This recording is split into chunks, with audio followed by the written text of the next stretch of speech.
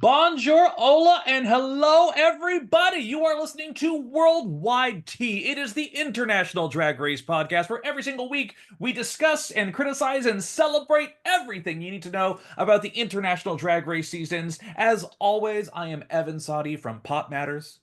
I'm Gregory Ellwood from the playlist. Sometimes you can read me in the LA Times. It's going to be a little while now, but you'll soon.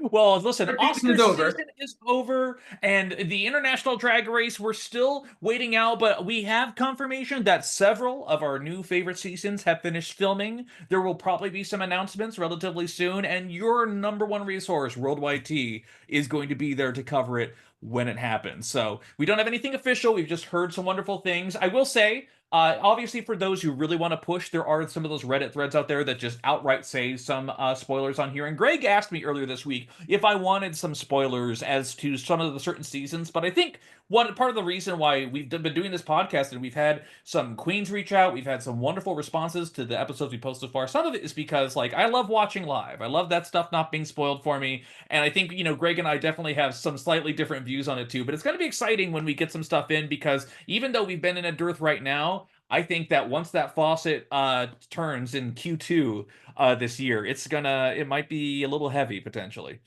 Listen, we're going to be at war with North Korea and be so distracted by all the Drag Race seasons. I'm telling you, it'll make A all the calming horrible things go balm. away. You'll Exactly. have every day there'll be another Drag Race. What World of Wonder has done this on purpose. They're like, it's going to be rough at first, but then they're going to be okay. Then they're going to be okay. Exactly.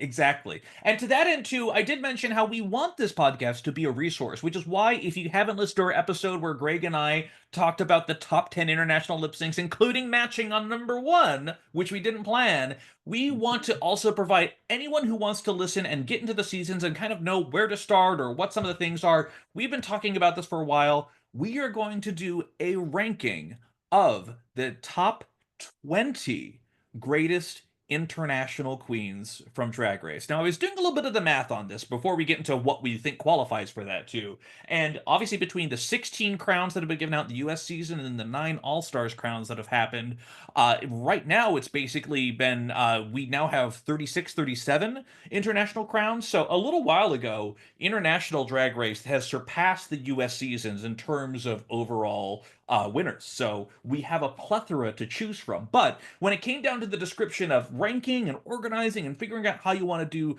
the greatest queens from the international seasons, Greg, how did you approach this? What was kind of your qualifying thought or metric? Was it how well they did in the season? That plus how they did afterwards? What went through your mind? So, I judged it by how they did on the season and what it meant to the show at the time. So, if we were gonna just use an example, you could say that everything that I'm trying to think of someone. It's so you could. It's usually the queens who've lost who like help a show grow, Right. but you know what? You could say that Carmen Farala always being such a part of the drag culture and having like everything that she's done past the show with fashion, and she's always like invited to all these like sort of straight quote unquote events, like as a Right. celebrity, has kept the show in many ways on like a cultural level, even years after her being on. It's a rough example, but like I think that's one, or even Priyanka like has just become such a fixture in Canadian, pop culture in Media. many Yeah. ways. I think that's a good example of like stuff that they've done way beyond the show. But if it brought the show at the moment to a new height, then I judge them a little more, which is actually my number 20 pick is someone who I feel has done that on a relatively recent season. But that's how I judge it. How did you judge it? I judge it, I think, very similarly, like how well they did in their season, but also like what do you look for in terms of a drag race queen who like represents the brand pretty well? I will say one thing about the US seasons is that, they've had a pretty wide, diversity of things. You have a fashion queen like Violet Chachki, you have a weirdo queen like a Willow Pill. Like there's a nice balance of things that they achieve there. It's not always strict haha comedy. It's not always one thing or the other. They always look for the kind of all-rounder. So I was really looking at who were some queens who really exemplified and embraced and were kind of ambassadors for it too. So some of my reasoning, not all of it, but like about 10-15% was some of what the queens did after the show. I think there was a little bit that kind of went a little bit into there, but also when I look at my list, I also see there's a lot of recency bias, and I'll be honest, surprised myself a little bit with it too. But to that end, Greg, I want to point out one thing that we were talking about beforehand. We had a lot of text back and forth about this was what qualifies for the queen, because obviously a queen typically who from the US who's won a US season, we're not going to qualify on there. And we've had two US winners of international seasons, specifically Raja O'Hara from Canada vs. the World Season 1, and Alyssa Edwards from Global All Stars, which we've covered before too. And again, we're talking about international queens, we're talking about international highs, and it just felt weird to me, and I think you would agree, that to include them on this list where we're talking about international queens, international seasons, felt a little weird. Like, I think we both were kind of leaning a little bit towards like an honorable mention for them, but maybe not full inclusion. Listen, if I honorably mentioned them, I actually would probably rank them higher than some other queens that didn't make my list. Yeah. I think that I actually have three honorable mentions. I think we're going to talk about them later on. But I didn't I personally didn't disqualify them that way. I only disqualified one queen, which is not her fault, and we'll talk about it because I believe she's one of your picks. We'll find out sooner rather than later. Yeah. Well, Maybe. in that case, let's do sooner instead of later right there. Yeah. We each have our own individual list of 20 that we've came up with before. We've not consulted anything beforehand. It's worth mentioning before we dive into all of this craziness that are the same rules for worldwide tea always apply. We think that all drag is valid. We think no queen ever deserves online hate. We're American entertainment journalists, so we always appreciate corrections on cultural references we may not get right. And there are some truly great queens who simply aren't good at drag race, and we celebrate them all the same. But also, we're talking about the winners of the international seasons. These queens are pretty good at drag race, so I'm not too worried about that in the long run. But let's rip the band-aid off. Number 20, we're just going to go back and forth, compare and talk, and see how we feel about things. Go ahead. My number 20 is actually the most, or actually the second to most recent winner, I think, of a franchise. It is Lazy Susan of Drag Race Down Under Season 4. She is my number 20 for really one big reason is she has either saved Drag Race Down Under or has sent it out on a high note. So I'm going to be honest, I have no other Drag Race Down Under queens on my list. It's no disrespect. Well, maybe it is. But she is the best winner they've had, and she's the one that I think probably will get eventually the most respect from her peers if they watch the season. And she had amazing runways and seemed pretty clear the whole time that she was gonna win, but it probably wasn't. But she made it over a number of other queens at number 20. One thing I did forget that I was going to say is in case you have them, no Drag Race Belgique queen made my list. No Mhm. Pandora Knox did not make my list. I think Drag Race Germany's a great season. I don't think she's a top 20 queen. And it's not, she's great queen. I just don't think what she did on the show is that. And then also, I have not seen the first two Thailand seasons, and I did not watch enough of Brazil to consider Organza, right? Is that, did I say that? Is Yes. it Organza? And I would have felt weird putting her in just pretend judging that I had seen her whole season, which I hadn't. Mm. So I'm sorry, Brazil fans. Listen, no Come Fernanda to Torres Brazil. for you. None of this. Yep, sorry. You're just gonna have to live with Mikey Madison winning. It is what it is. Anyway, who is your number 20, Evan? I will be honest, Greg, I surprised myself a little bit, and there's definitely a little bit of recency bias on here because, well, you're talking about Lazy Susan being the reason to watch Down Under, and I agree because the winners that we've had some good winners, but also it's just a rough franchise, and really, season 4 was the first time it actually felt like there was a real a heartbeat behind it ever since we had Nita Wiglet. Like it really felt like that was kind of the push that we needed for the show. And so recently, I wouldn't say it's a good season. I won't say my number pick 20 pick is a good season, but I will say that when we covered it, this is someone worth watching for the season. I have to go with my girl. We pegged her from episode 1, Frankie Wonga from Drag Race Thailand season 3. And part of the reason for that is that I'm thinking about this is to me, it almost feels like quintessential Rue Girl to a degree. Here's someone who is like fashionable, but also has an amazing sense of humor. And as angry as I am that their finale look was what it was, and we've talked about it before on this podcast before, there was still, I mean, we clocked it from the beginning. There was no other person who really truly should have won. We did have ZP on our Global All Stars draft on that episode, which I think is absolutely justified. But that was Frankie Wonga's season to lose, and she absolutely won it. And so when I think about even some of the other queens that I have, even some of my honorable mentions on here, I'm like, yeah, it might be recency bias. It might be kind of the new batch, but like Frankie Wonga still stuck with me and still like I definitely am like feel like she's emblematic of what we're looking for in the Drag Race girl. So that is my number 20. You know what? She would have been 21, 22, 20. She would have been, no, that's no, like, and Yeah. I just, that season is so whack. And Right. she, we also knew she was winning from like the second episode, which by the way, I do have queens on this list. Like, they're winning right away, but their competition was better. And I think that's the reason why I don't have her as high. But I think she's a worthy winner. I would go pay if she can ever tour in the US if we ever have another LA Drag Con. I would love to see her, and I think she's great. Yeah. Well, that's fantastic. Okay, we're at a good standing right now. No crazy Yeah. disagreements as of yet. What's your number 19, Greg? My 19 is going to make a number of my friends quite unhappy that she's this low. My number 19 is the winner of Canada Season 2, Isis Couture. She only so here I have a big justification for this. I think Okay. Isis is an amazing fashion queen. And I Yes. think everything that she and her house have done have so influenced Canadian runways and Canadian dress. Like it's funny. I was looking at another queen from Canada who made my list, and I was like, oh wow, this is House Couture. Like I just recognize their aesthetic so much now, which is super honorable. Like that's hard to find in the world of Yeah. drag. But as a queen on her season, she had 2 wins, 2 bottoms, and both of her wins were design challenges. It was the same. Hmm. So I feel like yes, she had a very good snatch game. She didn't win snatch game, and I just don't know. And she had a good snatch game on Canada versus the world, but Yes. I don't, I just don't think she's that well rounded.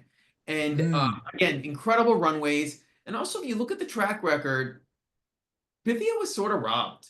Like Pythia like killed that season, but they loved Isis. And I again, she's a fine winner. This is where she ranks to me among the global winners.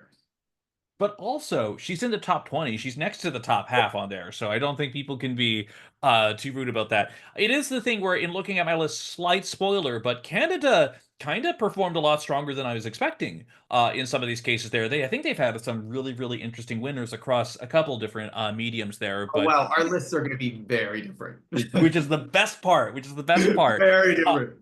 Speaking of, my number 19 pick is a friend of the pod. It's Lazy Susan. She was my number 19 pick as well. So right on that same line. The reason for the season, the reason to watch, we're very excited for her, and she's welcome back here anytime. She's welcome in these doors, absolutely. So I don't think we need to say anything else on that outside of number 18. Where are we at? No, Evan, you tell me your 18. What's your Ooh, 18th pick? okay. Now this one, I will be honest, Greg and I think we've gotten to know each other and our aesthetics a little bit here. So this is one of those ones where I'm not sure if he's going to be shocked that it's this low. But I have a feeling, I'm just curious to see. It has to be represented. It is one of those things where, and this is kind of a debate where I think the seasons of this franchise are astonishing. And I think the winners may not be at that same level, but they're still entertaining as hell. And I have to represent my dear sweet Drag Race Philippines. So at number 18 for me, it's Maxi. And when I think about Maxi there, what a great, fantastic, and wild season Philippine season 3 was, as we remember well. And that was also a really, as with most of the seasons, a pretty good top 4. They do a pretty good job of narrowing it down to some very interesting, exotic, exciting queens over here. But Maxi, again, we knew the fix was in pretty early for her. There was, you clearly had the judge's heart in their hand, was a performer outright through and through, had that energy and that aesthetic on there. Was she my pick to win the season? No, she was not. We all know I have justice for Keiona with a K tattooed across my heart. But at the same time, I'm not going to deny that she was entertaining, thrilling. You could talk everything you will about her relationship with Angel on the show, certainly, but I will say you have to represent Filipino drag. And for me, I think she is very emblematic of what you're looking for in a winner of a high fashion a girl who also can perform the house down. And really, when you're talking about Philippines, you're talking about a performer. There's no other way around it. So that was my number 18 ranking. Wow. All I'm gonna say is Maxi is way higher on my list That than is, yours. I knew it. I knew it. I knew it. I Way knew it. I knew it. higher. But I feel we should talk about that then. But Maxi's gonna come back around. Yes. Um, and I definitely have her on my list. My 18 will probably stun you, or maybe you have it much higher than me. My 18 is the winner of Drag Race España All Stars, Drag Sethless. Now, here's the thing. If you look at what Drag Sethless did on this season, they won twice. They were top two twice. It was a lip sync for your legacy thing. They were safe once. There were 6 episodes. Like there was no, they literally dominated the entire season. Yeah. Their runways were incredible from a cast that had great runways, a cast that had queens who elevated their runways, and they still eviscerated them like every week. The problem was they were just a little evil and they were just a little mean. And if they had been a little more humane and understanding, and maybe someone you'd want to go get a drink with, like maybe I'd have them higher on the list. But for how they did on a season, this is where I have them. I have them at 18. And it might be a little low, and maybe something will happen when they decide to come out in public again. And but this is where I have them at right now at 18. How about what? But we already talked about 18. So, but what are your thoughts about Drag Cephalus? Well, before we talk about that, let me jump into something completely different with my number 17 pick, which is Drag Sethless Ah, from The Spy. Yeah. Because the thing is that close. I know exactly. There's a couple things where we're going to match up really tightly. With Drag Cephalus, for me, I think about Drag Cephalus is a very good queen. She's very entertaining. We know what the boots of a Canary Queen are. I can recognize Canary Queen heels from a mile away at this point. But the thing is that Drag Cephalus, while a very talented queen, and also they kind of telegraphed their love for her pretty early on. The thing Yeah. about Drag Cephalus, and specifically this ranking, is that she did exactly what you want from an all-star season. Someone who redeemed themselves, who rewrote their narrative, and completely recontextualized how well they do and how well they perform on there. Because remember on her season, and correct me if I'm wrong about this, on her original Spania season, she didn't win anything. I need to double check. I don't think she did. No, she Right. didn't. But I think people thought she had been robbed like in a couple episodes. Exactly. That was the And the thing narrative.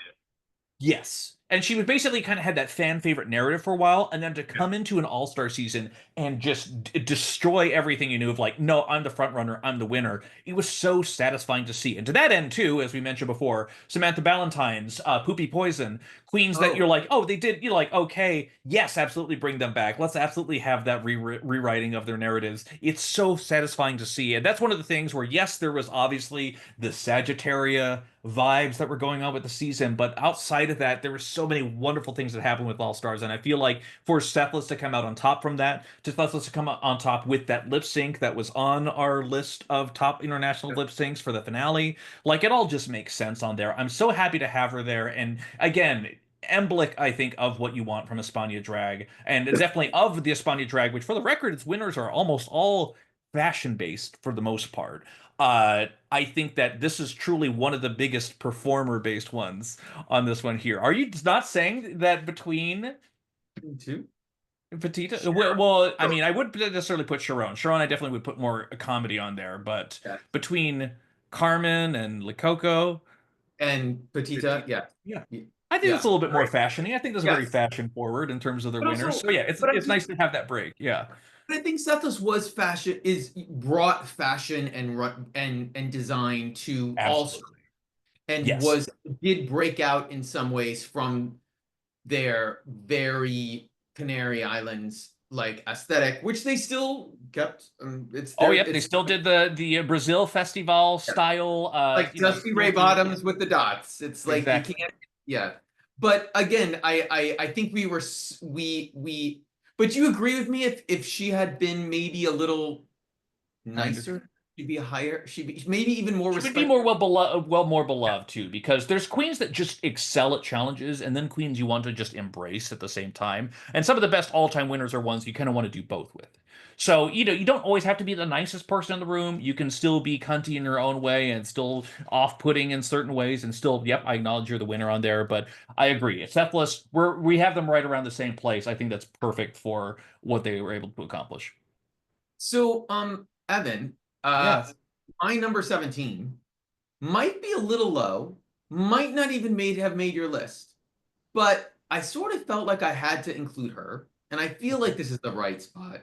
My number 17 from Drag Race Mexico season 2 is Lexa Fox. And Mm. mine, she's number 17 for a couple reasons. One, she had a great season. But she only won once, and Right. she had one bottom lip sync. She won the ball. Iconically, She yeah. had a fan favorite edit. The fans wanted her to win big time. And when we got to that finale, I remember everyone I knew was watching, including you and I, were like, they could spin this however they wanted. They could have Horatio win it. They could have her win it. They could have whoever. Who was the other two? I'm trying to remember the other two. Eva Blunt and Yes. yeah. Oh no, Eva couldn't win, but Yeah. the other one could.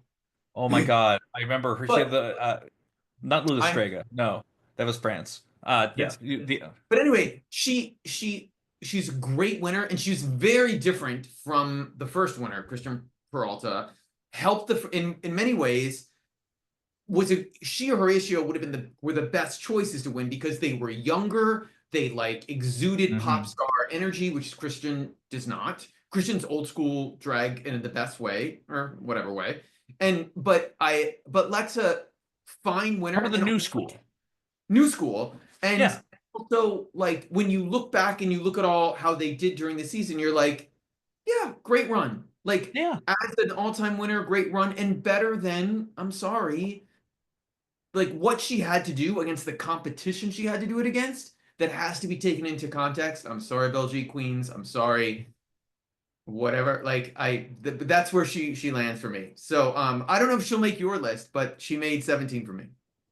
Well, and also Janari Bloom was the last one I was forgetting on Oh, the top. Janari Bloom. Yes, Yes, of course. exactly. I know. Listen, there's a lot of drag race out there, y'all. Yes. I'll be honest, this might be the first time where you have a solo one that I don't have on there because I mean, maybe it was just my Eva Blunt love that carried me through so much, It, but also at the same time, as you correctly note, that that could have gone any way. And truth be told, I wasn't mad at anything that happened there. I mean, honestly, it was almost kind of like Philippines when it's down to Maxi and Keiona in the top two. It's like I know my favorite, but also I'm not mad if any of these queens win. Like it was such a strong and talented cast they over there. Let's also forget that season Electra Vandergeld was number 5, and I really thought that she was going to get the Crystal Versace edit of kind of a queen for Mexico from the UK. But no, I think she absolutely deserved her spot. She's part of one of the most iconic lip syncs of all time, but it's also that new fresh blood. I absolutely see why you put her there, and I do not disagree.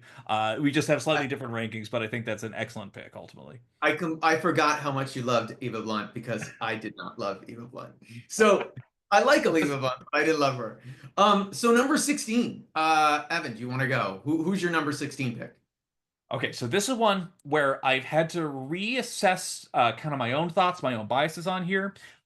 This one is I revised my list earlier today because there's one queen I had that was very much a super fan who did very well. I mean, like, did excellent on their seasons, but I'm trying to think about like, were they a great queen or were they just a super fan? But this is one where once again we get an all-star style reinvention of who they are, and I think of someone who is emblematic of what you want the brand to be. I kind of surprised myself a little bit. Yeah, I'm doing it. I put Tia Coffee in my Oh, spot there. Oh, here we go. I have a feeling that's not on Evan, Greg's list. not tea coffee. Well, here's the thing. I It's okay. love doing this. I love doing this with you. So Tia Coffee, as we know, like when she had her first season, she was funny. She wasn't good at Drag Race at all whatsoever. When she did UK versus the World, she came in with a plan. She came in with an idea. She came in with a budget. And it's the thing where I was shocked a little bit by how well she did. And it wasn't the thing where it's like it was like okay, she'll do well. She'll make it to maybe halfway, fourth, fifth, something like that. But week after week, she actually performed pretty well. And I remember very explicitly the second to last challenge of that season when they had to do the wedding roast. And she had the funniest one out of anyone there. Like, no, she's not a designer. We know that for a fact. But the fact that she was still able to push through and able to embrace narratives, the way that she brought up that Sherry Valentine outfit again, the way that she was able to, and we can say what we will about those finale lip syncs. For sure, Greg and I have certainly had our say about it too. But in terms of what the UK is producing, in terms of the queens that they have going out there, she feels like she is emblematic of what UK drag is supposed to be. She's snarky, she's funny, and she has a point of view ultimately at the end of the day too. So she is number 16, I will say. She's not in my top 10 or anything. But I will say that like ultimately between some tough competition with some of the other UK queens, yep, I do have to put her there. So that was my pick for 16 was Tia Coffee. Somehow I don't think I she like made Greg's listen, list. listen, I like Tia Coffee as a person. I think she's a Mhm. great online personality. I'm sure she's great live. I thought Blue Hydrangea did better on UK versus the World season 1 than Tia did. Tia won the roast. I will 100% give her that. Oh yeah. I did not think she won or was top in the other challenges that she was in. And you cannot get to that finale and have both Le Grand Dame and And Marina Summers. Marina Summers like literally no. Well, Marina lost to Hannah, so Yes. which was insane. But also they set it up. The BBC gonna BBC like Yeah. and what guys? They're doing it again. And just watch out. Next year we'll be talking about this. But I don't blame her. She did everything she needed to do. And by the way, Right. she had a great glow up. But I just don't. You can say it. It's okay. It's our I podcast. We can say whatever we want. she would not be. I'm trying to think who would be below her as a winner. I mean, you know what? You know I'm not a Crystal Versace fan, and I would give Crystal Versace more. I mean, but Okay. listen, this is why we have different lists. And again, I think she's a great person. I just, as all-time winners, I could never put her top 20. Like Okay. That's totally fair. and by the way, I feel like we're going to get to one or two that I have, and you're going to have the same reaction. I know that's the best. That's the best part. That's the best part.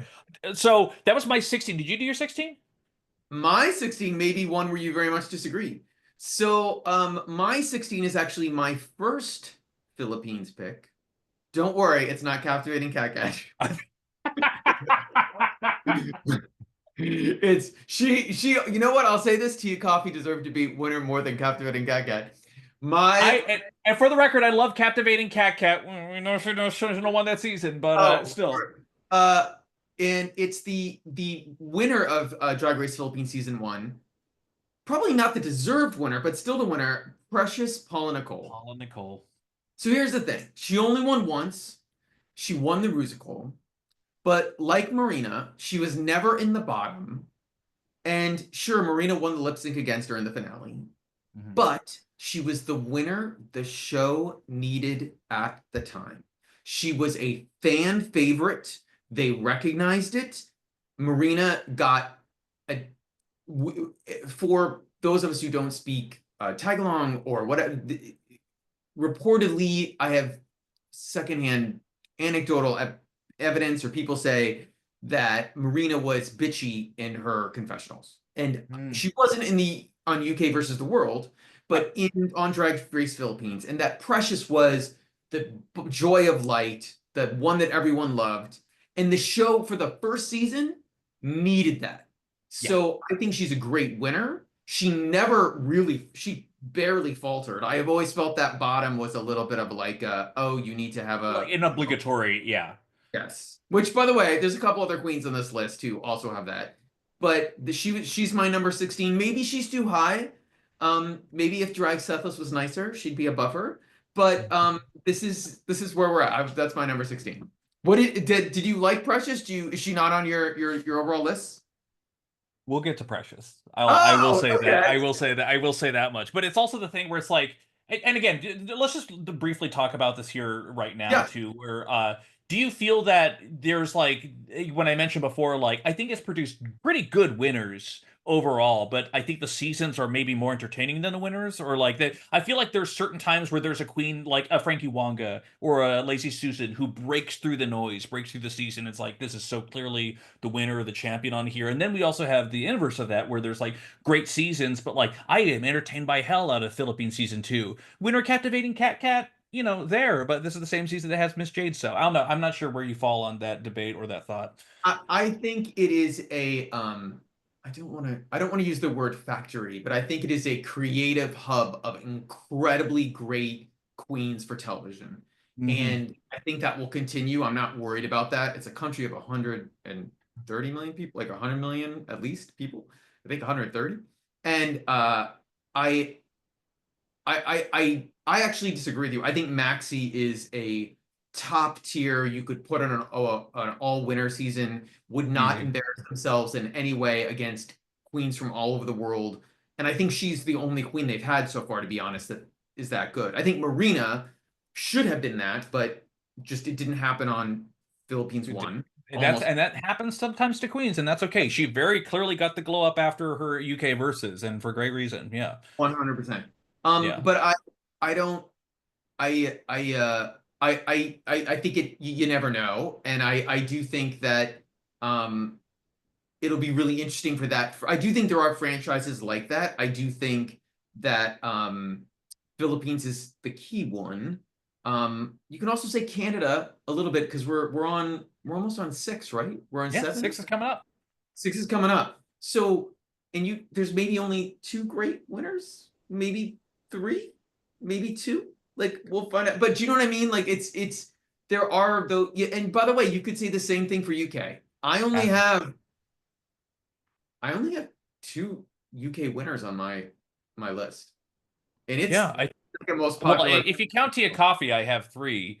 Okay, But maybe I should get to that. Maybe I should get to my number 15, who yeah. was a winner Who's your number 15? of the UK. And it's one where I'll be honest, this one was a little bit hard for me because this is one where I kind of debated a lot. And during the initial run, absolutely hated her, really hated her, did not want her to win. And her legacy since then has very much altered and changed. And now when I look back on it, I can appreciate a lot more on there. I still obviously have a favorite in the season, which I've proclaimed multiple times on there, but I'll be honest, especially in terms of someone who is emblic of it, and especially considering some of the stuff that they've done since their season, I really got to. I really have to look at my heart. I'm putting the Vivian. I'm putting the Vivian at number 15. Because also when you think about what happens, UK for the most part, as we know, hasn't always been the most fashion forward. It's always been, like as Charlie Hides infamously says, well, even though all the queens sing live, it was still very, or my favorite critique from Rue of all time, the very accurate and not at all controversial critique. It feels very regional. Like these are pub queens, these are entertainers. That is what they're focused on. And Vivian was a fascinating mix of that and fashion because even though she could be an insufferable personality on her original season, my God, she still brought some incredible runways when it came up to it there. And also when I'm thinking about legacies too, I mean, obviously the fact that she passed away, you can listen to our podcast where we reminisced about that and have spoken to some of the other winners about that. But also when she showed up on All Stars All Winners, she showed up. She disappeared in the last couple episodes of the edit, let's be real. But for a second there, she had a really, really strong run, and also I think was like legitimate competition for a while. She was really in a good lane of competition. So She should have been I top four. Like there was no reason why on that. Also, she absolutely should have been top four, hands down. 100%. And so for me, that does kind of factor a little bit into why I'm placing it on her in terms of people that are emblic of great drag queens on there. I do feel like the Vivian, despite the fact that obviously I'm always going to be for the DDC, I do think she needs to be in the conversation. And so I did debate, and then she is on my list at 15. Where are your Um, thoughts? as someone who was also for the DDC and was a big fan of hers, still am. I would love for her to come back in some manner if they'll ever. Same. Um, I I have the Vivian substantially higher on my list, and I will Hmm. when we get to it, I will explain why. Okay, Um, okay. but so I think it's really interesting. Boy, this is going to be so. This is getting really interesting. My I'm number. excited. So my number 15 is actually someone who I did not really love on their season, and I still don't. I don't know if I would go pay to see them, but I have to respect what they pulled off on their season, and that is the winner of Drag Race Mexico season 1, Christian Peralta. So Christian won 5 times and was never in the bottom. Now, granted, producer shenanigans like Lolita or I don't ever believe it was Valentina. Like maybe they just Valentina they would have to understand the language. oh Valentina. We love you, But Valentina. and I even made put in my notes. Should Christian have won 5 times? No, probably not. Maybe 3. No. But but was always high no matter what, and was never in the bottom. Right. And what's more important is when you got to the end, they beat out iconic queens we will talk about from now a decade from now. 100%. Matraka and Galavaro, who are Hmm. bigger than her, like on Hmm. a popularity basis, but she still beat them. And in the context of a competition, if you take a step back from your feelings, you look at it and say, she proved to the judges she was a more well-rounded winner than Matraka or Gala based on what she had done. And that is an achievement to me. So that's why she's so high on this list. That's why she's higher than Precious. That's why she's higher. She's certainly higher than Alexa because she won more. And she was nicer than Drag Sethless. So that's why. By the way, that's gonna be our running joke. Were you nicer than Drag Sethless? So that's why she's number 15. First of all, I don't know if Christian made your list. But Evan, who is your number 15? Or Yeah, do you want she to talk did about not make my list. That is assuredly. If you want to talk about people who did well on the season, yeah, she's in the conversation. No other queen has been able to pull off what she did. I will say part of the reason that she's definitely not on my list too is my God, how boring an edit it was. She had one of the more compelling stories of someone who was, like she has a wife. She has kids. She does drag to support, and like she's a working. Much as how we're watching season 17. We recorded this, and Lexi Love very much had a similar like I did drag to survive. It's not like fun for me in the same way because it's a survival mechanism. And Christian Peralta very much had that narrative of like I do this for money. I have to be the best at what I do for that. It was Christian has compelling. said though that Christian's poly. Christian has not said they're straight. Like just for in case anyone's listening to this, Christian is Yes. not metamorphosis. Christian is married to a woman, but has made it clear that they are also attracted to men or to anyone. Like they Mhm. anyway. So apologies for Exactly. interrupting. Go ahead. But my God, when it came to the fourth win, even the third win, I'm like, okay, geez, we get it. Like it was one of those things where like, she's I would argue like, especially in terms of fashion and things like that, not even a great queen. And my God, her appearances since then, when she's been wearing some of the worst outfits that we've ever seen in a winner, even for an appearance episode, it's just like, girl, didn't you just win? Didn't you just win all this money? Or so, like, it was just frustrating in a sense too, where she was still ultimately likable. It's just I found her narrative to be close to insufferable, which is why I think we both agree that Mexico season 2 improved on multiple fronts in order for the show to become much more viable. So I understand why you put her there, and I think in terms of legacy and especially drag history, absolutely makes sense. Not on I my also list, but yeah. no, I get it. I do feel from what I hear in Mexico, she is more loved by fans. Maybe not like I'm going to buy $100 worth of merch, Right, but like yeah. they do love her and respect her more maybe than non-Mexican, non-Spanish speaking viewers or I'm trying or Mexican heritage Americans Mhm. were born and raised here, but their families are from Mexico. They pay attention to a lot in Mexico. They watch La Drag, what's it called again? Las Dragas or the Mexican drag show. I think so, yes. Yeah, what is what I always hear, from them like, oh, they were already on that show. I'm like, okay, Yeah, whatever. yeah. Anyway, she's I again, I You got to not a respect the game. not a personal favorite, just where I put on the list. But Absolutely. who's your number 14, Evan? All right, Greg, it's time to do it. We got to talk about it. We got to talk about it. It's right here. I would ultimately say, and like this is like in all seriousness, I don't think any of us necessarily disagree that this is a great queen. I think that you have disqualified this queen for, I think, Uh, very understandable reasons. I do gotta put my girl, Vanessa Van Cartier from Holland season two. But let's talk about Holland season two for those who don't know. Now, Vanessa Van Cartier is a beloved queen for multiple reasons. She is a Miss Continental winner, one of the rare few who won that and then also went on to win a Drag Race season as well. And brought the fucking looks. She was a dynamic presence on her season. She was still an incredible fashion girl. And she absolutely, like, in terms of metrics, she did win with the what happened with the season. When it came down to that finale, like, oh, I hope that she should win because of the people that are remaining. Absolutely, she should win. I do think she's emblematic of a great queen on there. However, for those who don't know, and this is why you're listening to Worldwide Tea, the season, the whole thing is fucked with Holland season two, explicitly during an acting challenge. And the only other time I think they've ever really done a camera pullout on this was, I believe, in Italy season one, when a oh, Norma no. Jean was complaining about stuff, and then all of a sudden it reached out. It's like, girls, we need to talk about what's going on.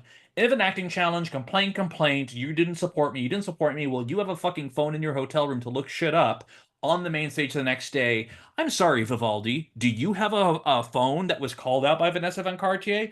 Oh, you do? Well, guess what? That's against the rules. You know what we do to people who are against the rules? We make them lip sync with the front runner. Oh, you beat the front runner? Keita Minaj? Oh, she's going home. It didn't make any fucking sense. And we could talk about how maybe that was a bitch move to call out on there. She was cheating, and as anyone who's been watching season 17 knows, the girls ain't afraid to call out other queens on certain design challenges, certainly, and face certain consequences. But it's a fuck situation that really marred the season. There's a reason there hasn't been a Holland season 3 so far. But it's like, God, even with all that, she was still a dynamic presence. I was rooting for her, even though it still should have been Keita Minaj. Like, there is a body I'm pulling out of this car crash of a season, and it is. I am happy that it is Vanessa Van Cartier. So I understand that might be controversial, and I 1,000 billion% understand why Greg doesn't have her on this list.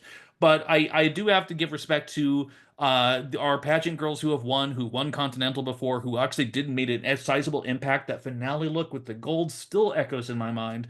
But it might be controversial, but I do have to at least acknowledge she's on number 14. Where are your thoughts on this? Because obviously it's a complicated one. Well, the one other thing that I don't think you forgot that hasn't been mentioned is also one of the queens who did Fred's makeup on season one was a contestant on season two, and the whole season just felt um, very insider, very like the more you heard, it sounded like sort of what we've talked about with New Zealand, where like the producer had worked with Keita and with Spanky Jackson and with all of them like for years and years and years, and the bias was just like, what is A going little on? bit more obvious than you would care to admit for a television show. Wait, Yeah. especially for a Which is competition where I don't care if it's only 20,000 euros. why It's in Thailand they really did a good job covering up that Pangina is the drag mother of Frank. Yeah, well, except in the context is like Frankie's killed that season. Like if Frankie had been like borderline and was skating by and somehow not in the bottom or like not having to lip sync, then you'd be like, what is going on? Um, 1,000%. I do think that I do like Vanessa as a queen very much. That her runways were great, but there was also I felt like after that incident happened, she sort of got a pass and she like won once or twice that maybe someone else could have won. I felt like it helped her win the season by having that Hmm. moment. And that's okay. That's how a competition works. But I It just stilted it a little bit. Yeah, I just felt I had to I had for me I just had disqualifies I just had to put it to the side. right, Maybe she'd be my, if it was a perfect world as just what they've done in their careers, she'd be one of the top 20 all time like right. international. But Yeah, just for what happened on this, that's what I thought. Um, I- this was your 15 or 14? that was my number 14, baby. My 14 might be a little low for what I think it's going to be for you. My 14 is the winner of Drag Race Canada season one, Priyanka. All And right. I have Priyanka at 14. Are you walking out? No, My uh, I'll let you know when I almost walked down Christian Peralta, but I held my tongue. No, maybe we're keeping it there. my Yeah. I have I have Priyanka at 14 for a couple reasons. One is she had two wins, she had two bottoms. And she Yes. had it in a season where Rita Baga and Jimbo sort of got fucked over. Like they really did. But the thing is and also Priyanka was, I don't want to say she wasn't fully baked on the season. Like she is a great, insanely popular, like incredible queen now. Like she is someone who is top tier. She's been on, the pit stop, and like she even was a lip sync for your no, what were they calling it? A lip sync assassin on All Stars when they were doing that Yeah. format. Her Like music has been used in lip syncs twice now. yeah, Yeah. everything she's done after the show, thumbs up. Like great. Incredible. Like on We're Here, like did a great job on that. Um, but in the context of that season, I thought what she was great was she was great television.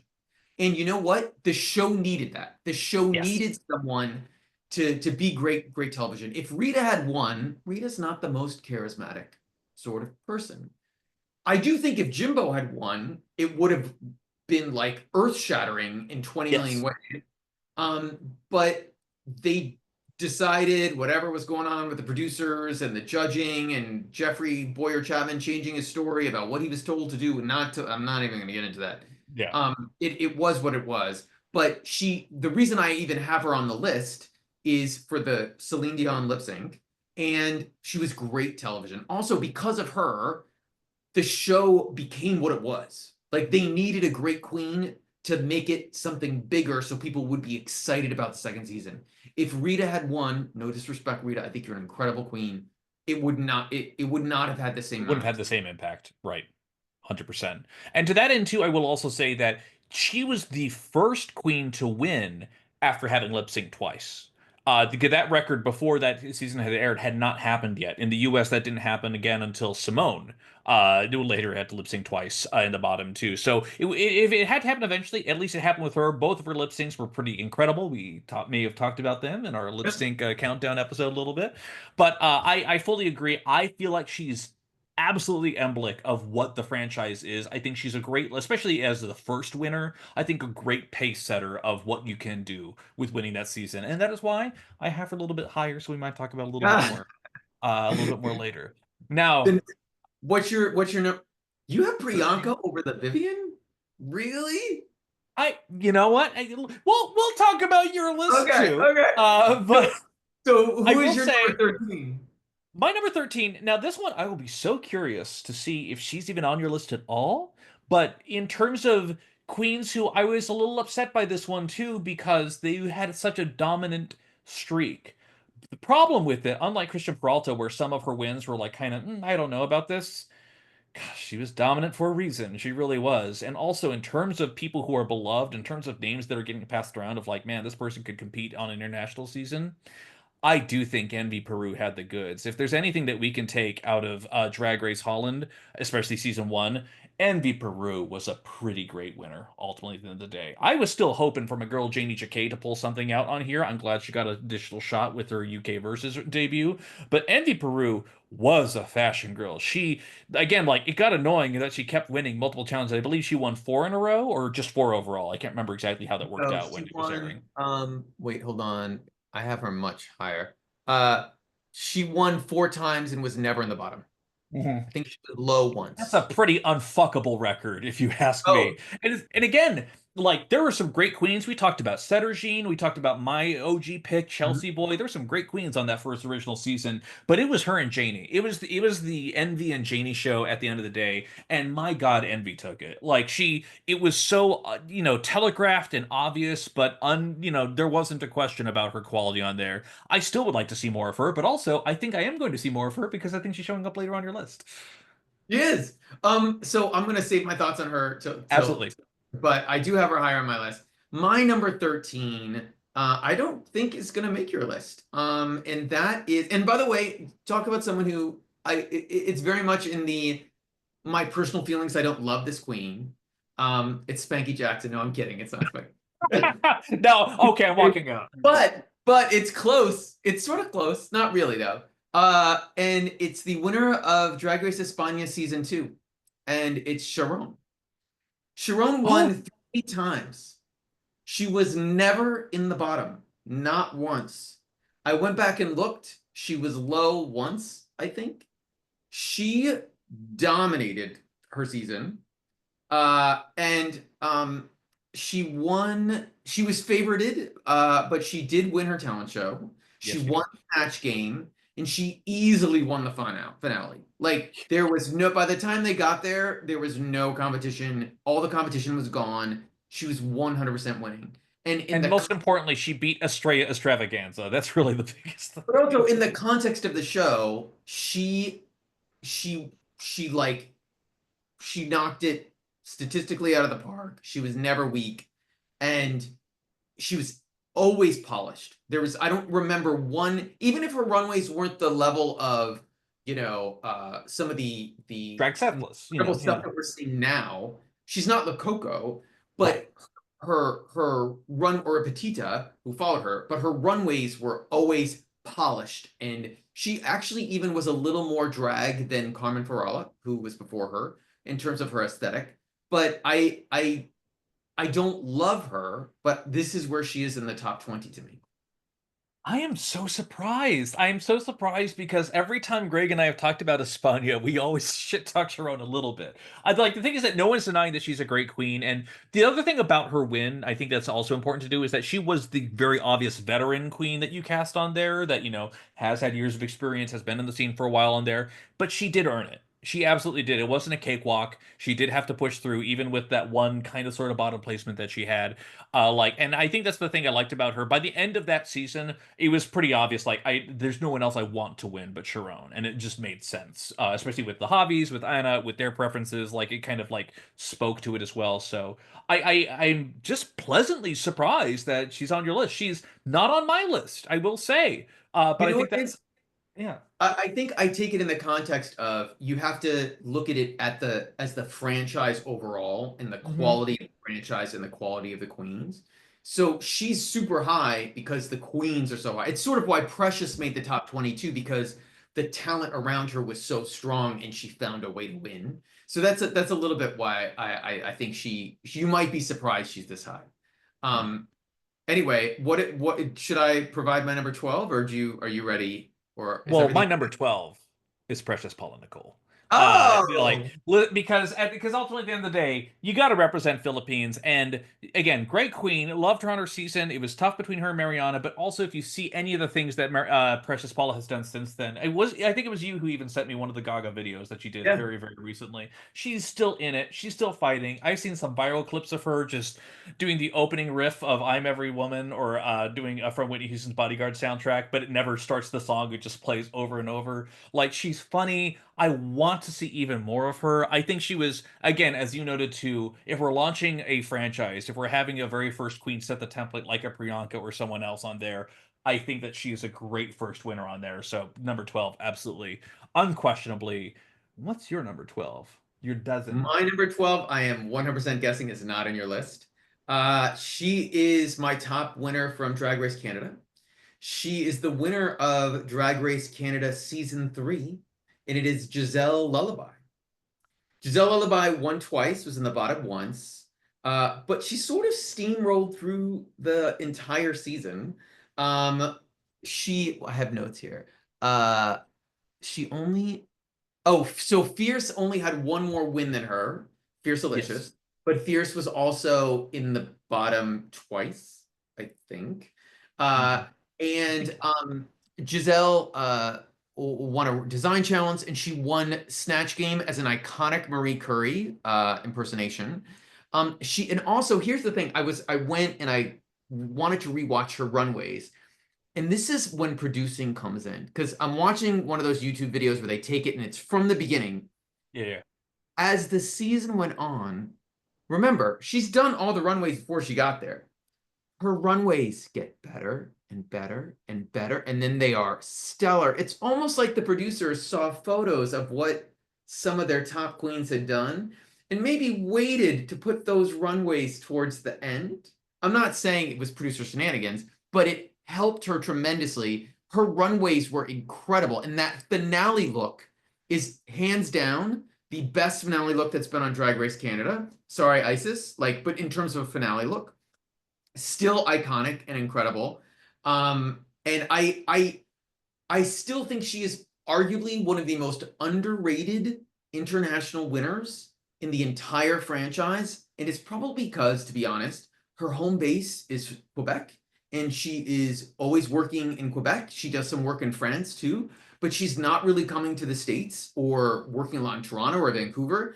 But she's a freaking star and she killed that season to me. She made me love Drag Race Canada. She also gets a lot of hate from the fans. A lot of people wanted other people to win Canada season 3, and it just is so crazy to me because she was my fan favorite going into it, absolutely. And as she talked about, she's fashion and stupid at the same time. Like she has such a smartness to her. She had such a just a casual comedy to her that really propelled her through. And especially when your other number two is Jada Shada Hudson, like it was a no-brainer for me. A lot of people really latched onto Fierce. A lot of people love Fierce for being the bitchy Fierce that she is. And also, let's not forget that she, it was eliminated but into the top two, and a lot of people said, well, Fierce should have at least had a chance to lip sync or something like that. But like, whatever. Giselle is a fantastic winner. I think that whatever narrative it is about her, needs to die down because she needs her rightful place among the winners. I think that's a great pick, Greg. Genuinely. But also in Canada, the bias against French Canadian Quebecois. Quebecois from inside France is especially if a Toronto Queen is losing, which was ridiculous to me because they'd already had two non-Quebecois queens win. Like it was just like, what's the deal? Like, why can't one win? But yeah, she was my number 12. Who was your number 12, Evan? Well, my number 12 is Precious Paula Nicole, Oh, sorry. but Going to my 11. number my number 11 though, I'm looking at my list. I'm almost positive, Greg, that I don't think you're gonna have a problem with my top 10. I don't think you're gonna have a problem with my top 10. Some of the queens you've already mentioned that we're gonna show up later on here. This one Maybe. might. This one might be a little bit, I don't know. I don't know. But for me, I gotta be honest, dude. I gotta be honest. This was a star the second I saw her. This was a queen that deserved that chance. She gets a lot of hate. She does. And a lot of people didn't think she should have won. And I say, F the haters on here. This is our podcast. I'm gonna say what I want. And listen, I am putting her over a couple other queens, which I realize might be a little controversial. And this one, more than anything else, this might be pure fan favorite bias on here, but Lemon has to be on my list. Oh, That look right there looks like someone just ate a lemon. I no, and I'm sorry. I am so sorry to the haters out there. Lemon was my absolute pick for Canada from the beginning. I fell in love with her very, very quickly on. She had a great run on her season two. She lip synced twice, lost one of them, and also won twice as well. She did not have a bad run when she hit UK, went home first, which was its own thing. But when it came to the underrated Canada versus the World season two, she did an extremely good job. Should she have won every single one of her challenges? No. I do think they absolutely should have given Cheryl Hole the reading battle one. Absolutely, unquestionably. But at the same time, that is someone who my seeing her journey, this is one of those things where I feel like is the emblem of the I say emblem a lot, my apologies. Is I think the dynamics of the Drag Race story because she did well on her season, she made it to top five, didn't make it there, and I very specifically remember when she went home first on UK Versus. I was so excited for her on UK Versus, and she went home. I'm like, fuck. And when you hear stories about her, she went into a depression. She was like, I, I I, heard I about it. suck. I'm terrible at this. What happened? She had no idea. She was this confident, cocky bitch. And then the song with Priyanka and her rap verse came out, went mega viral, later became a lip sync in Canada season four, and that she became a rapstress. She put out a rap album that's not great, but also not terrible, but she absolutely redeemed her narrative. And to see her like legitimately compete as strong as she did against Kennedy Davenport, to see how well she did against some of these other veteran queens that were on Canada's Evers of the World season two, like she absolutely held her own. And I do know that there is still controversy. Some people still didn't even bother finishing it once they saw that the fix was in for Lemon. I don't know. I can't shake the fact that she earned every single moment that she had, that she was funny, that she was witty, that her fashion game has been upped with every single thing that she's done. She feels like that kind of winner that is not Priyanka. She is her own thing, and I feel like is a good exemplification of what you can do with Canadian drag. So that's for me. That's like why she's on my list on here. I don't think you're going to have a problem with literally any of my other picks on here. I understand it might be a little bit of a controversial controversial one, but for me, lemon, she absolutely has to be in that conversation. Well, I'll be honest, when you were building up to it, I was very afraid you were going to say Spanky Jackson. But I I do know you well enough to not have to worry about that. I don't dislike Lemon. I like Lemon. I think Lemon is a star. I thought Lemon did really well on the season. The tongue pop song with their whole group is incredible. Slapbacks, oh baby, yeah. So, and she is a really great rapstress. Her yellow wig drives me crazy. Like I just think it's bad drag. That is Um, fair. I understand. I'm not and gonna I argue just that don't point. understand. I think there was a moment on the season where she wore a blonde wig, and I remember saying to a friend, "Oh my gosh, finally! See, you can still do lemon." On my hands, for those watching or listening on YouTube, I'm like in quotes, you can still do lemon and do it blonde or do Mhm. like a dirty blonde. Um, I just don't, it was such a short season. And I Mhm. also feel as though Alexis and Kennedy were there just for fun. Like, they didn't really make any outfits. They just really pulled from their drag closet. Like, you could tell Kennedy was like, all right, I'm here, I'm getting paid. Like, it's I didn't feel like there was a fire in her to like win. Maybe there was from like Eureka, and like maybe Eureka should have like waited to do it another time. I don't know. I'm a little like I'm not anti Lemon. I just am shocked she's this high. I guess that's my Yeah. one take. Shocked this high. And that's okay. Again, I'm not too worried about anything else on here, but also these are our lists, and so I will go to bat for any day of the Oh, week. People, hit me with your comments. Worldwide uh, Teen Podcast at no, gmail.com. no. Listen, me putting drag Sethless on or Christian Peralta or Sharon is much more controversial than you putting on Lemon. My number 11 may actually be controversial to you. And it is the most recent winner of Drag Race España, Lo Coco. And he's reacting in a way. Uh, Listen, Lococo had two wins, Mhm. and at the end we're putting him in the bottom for a storyline in the second to last competitive episode. One with a legendary finale lip sync. And she was, to be honest, your fave. She was super lucky that your fave, La Nina, was in the bottom three times. She Yes. was lucky about that. Um, and I mean, sure, but and taking all that into context, though, she is still, and we are now one, two, three, counting All Stars. That was the fifth season. Fifth season? No, fourth, fourth season. Yeah, it was Hispania 4, yeah. Yeah, no, it was Hispania. No, we've had five competitive seasons. She Correct. is the second best winner the franchise has ever had. And I stand by that as the years go by, what she did on that season will be more and more respected. I also feel like if you look at where Espana got to in season four, the level of drag and runways, like on France, it was right away. Like right away, season one, two, three, like all like boom at this high level. Espana started off good with a bunch of the queens, but by the time they've gotten here, it is all stars US level, embarrassing some all stars, to be honest, with how good even the second or third eliminated queens, their runways are. That's how good it has been. So, and then she did never have one bad runway, like not once. I Like mean, those are facts. We can disagree about certain things, but some things are just facts, just 100%. that. Yeah. And to me, if you compare her to Petita, who won the season before her, she had a rougher road to get sort of to the end, and she was sort of like the best choice by the time they got there. And I just feel like Lococo took it and snatched it and like won the season. Yeah. Um, but that's my take. I'm assuming she's not in your top 20. You are correct about that, but I will say, since we did cover her on this podcast, though, I definitely, as time has gone on, and especially if I thought about the finale, I've thought about a little bit more about the run.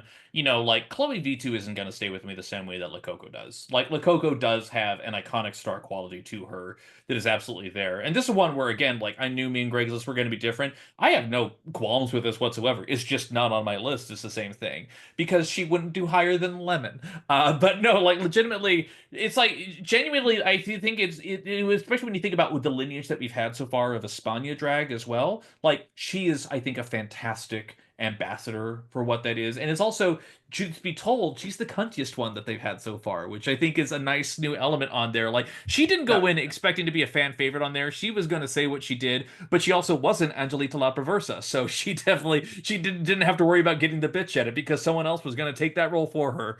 So I think it's a great pick. I expected her to be on there, and I'm happy that she's here. Oh, you knew she'd be on my list, my top Oh, 20. Oh, absolutely on there. But damn. I Well, then, I would say before we continue, let's just briefly recap who we have on 20 to 10, yes. just for those who are listening. So for me, it is number 20, Frankie Wonga, number 19, Lazy Susan, number 18, Maxi, number 17, Drag Seplis, number 16, Tia Coffee, number 15, The Vivian, number 14, Vanessa Van Cartier, number 13, Envy Peru, number 12, Precious Paula Nicole, and number 11 is Lemon. And for Greg, My number 20 is Lazy Susan. My 19 is Isis Couture. My 18 is Drag Sethless. My 17 is Lexa Fox. My 16 is Precious Paula Nicole. My 15 is Christian Peralta. My 14 is Priyanka.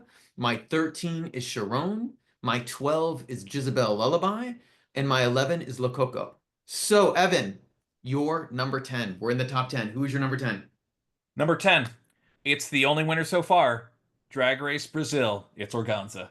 Uh, Organza, listen, and this might be a little bit towards a little bit of my biases on here. Like, listen, I'm always going to go for a ballroom queen. There's been some bad ballroom queens, let's be real, on some of the seasons that have happened on here. But in terms of what was presenting, I would say Brazil season one had a pretty good cast, ultimately. There were some very, very talented queens on there. We've seen a couple of them appear in other places on there, but it was the Organza show, and she did have to fight for it. When she was in the bottom with Shannon Scarlett, they put on one of the most dynamic lip syncs. They got an honorable mention on our list of international lip syncs a while ago. But she was fashion forward. She wasn't afraid to get weird, and she was had that confidence of a winner. Because there are queens that are drag queen confident, but then there are ones who walk in like, yeah, I'm gonna fucking own the season, which she absolutely did.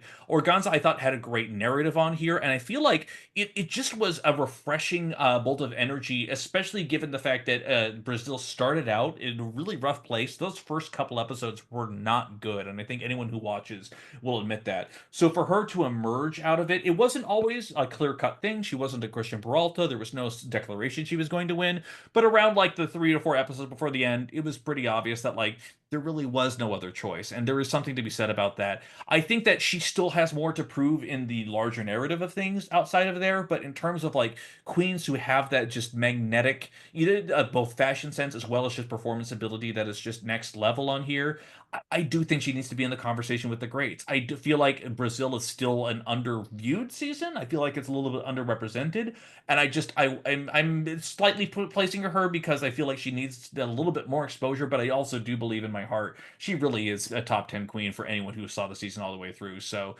yeah, I got to go with Organza. Yeah, I mean, I have a ton of respect for her. I know that she got a ton of racist hate online from people who did not want her to win. So The fact that I'm she overcame that, yeah, yeah, that she overcame that, and um, I know that the fans love her, and I'd love to see her perform, love to see her on down the road and other wow moments wherever that yeah. might be. But again, I apologize to all the Brazilians. Do not come for me. Like I am Mikey Madison. I have not seen all of Brazil season one, but I will be watching Brazil season two from the beginning. Damn right. It's gonna be very exciting. Yeah, I've heard a lot of good things about the Queens on that season. I'm Um, excited. my number 10 is a queen you already mentioned, who I think I respect a lot more, a little, maybe not a lot more, a little more than you, who Lemon. was going to just slay their season and could kill it, and that's Maxi from Philippine season three. 3 wins, never in the bottom, slay the entire season. There was no question after what, the third episode? Like Right. it was obvious, a star in like, for the quality of drag in the Philippines is so good, and she was just on like another level. And to me, she's one of the top 10 winners. So I know you've already Un talked about Maxi, so we don't have to keep going on it, but that's why she's my number 10. I'm gonna to jump in on number 9. And my number 9 is no doubt going to be a huge shock to Evan, because we have very different lists. My number 9 is actually the winner of Drag Race France season 1, and that is Paloma. Paloma oh, had oh, 2 wins, 1 bottom. And you know what? She didn't shave her head to win a lip sync. She didn't have to. She also won 2 acting challenges and excelled in all of the musical sort of girl group stuff. She was almost always high. She was never hmm, sent in the workroom. If you go back and look, it always says hi, hi, hi. She was also on a season with Le Grand Dame and Cam Hugh and Ellipse, and she still served on the runway. She yeah. was never embarrassed. She had some of the best looks of the season. And for a season that had those legendary queens, French queens on it, who've become stars in France, like recognizable names, in the drag race community, and actually the global community, people outside of France know who Cam Hugh is. She's done a great job on making herself like Big Bertha. There's been Sam Smith videos. Paloma has just she was what the show needed, and her run was incredible. And I feel if anyone goes back and rewatches season 1, which granted, overall they were working out some of the kinks. It's not the best season ever as season 2 is in Drag Race France. I just think she was incredible, and she easily made my top 10. That's I understand that too. For me, I will always be. I was so Le Grand Dame coded from that season very on, but also that was a top tier season too. There were some fantastic queens that came out of it, as you just mentioned on there. So she has also there. It's weird because I wouldn't necessarily call every queen on here, even though this is their day job on here, like has that air of professionalism to them. But Paloma does. She breathes like something even close to regalness, which not every queen always has on there. So I think there's something to be said for that. And every time that she's shown up on the screen since then, she's always been excited. She's been jubilant on there. So I think I understand why you have that pick. I think that's a very, very solid pick too. Yeah. So you have Lemon over Paloma. Just kidding. I'm busting on you. And proud of it, Proud. baby. So who's your number 9? So this one is the most recent one I've had here. Greg, I got to be honest here. I'm not gonna build this up here to be like like surprising or controversial on here.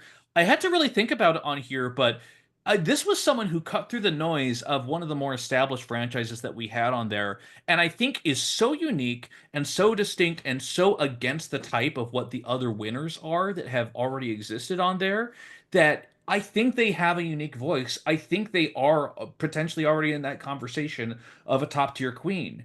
And so I did think about it and I debated this. Again, I've rearranged my list a couple times already. I do think that Kyron Thrax is worthy of conversation within the Drag Race community. Oh, Greg, no, don't do that to me. I No, mean, a friend of the pod, so we can always talk about friend of that. the pod. But Also, the also, host. Go ahead, go please. ahead. But No, also, the when we talk host. about Go ahead. I'm sorry. the UK queens that we've had on here, like I do feel like for UK, there is almost a certain template that they have. There is a certain type that they always want to do. Like I think we can both agree that Ginger Johnson, her show was great, but also the fact that she was the winner of the season still kind of shocked everyone when it happened. Like it was the best of a situation No, there. it shocked everyone who wasn't in the UK. Everyone in the UK Correct. loves her. Everyone outside the UK does not understand, which is also Yeah. the same with Danny Beard. Like people don't get it. Yeah. Exactly. And Danny Beard, again, if you're talking about track record, another great winner, but very much fit that same mold of what had Lawrence Chaney had established, of what we had seen many, many times before with the UK winners. And for me, you again, we recovered this live when we were doing the podcast on here. I was fully expecting it was going to be Lavoie. I was fully expecting all the cards were stacked in that favor on there. And the fact that they crowned Kyron Thrax over that was stunning to me. I could not believe it, and I think that is the thing where it just feels revolutionary in a way where like this was the kind of alternative queen that this show needed. They had the Crystal Versace's, and then they had the comedy queens pretty much for the most part running through the line of winners that they had. And so for someone like this to be so out there, and normally like they get some rewards, they win a couple things, but the weird queen, the weird alternative queen never gets the win. We saw what happened with Charity Case, certainly.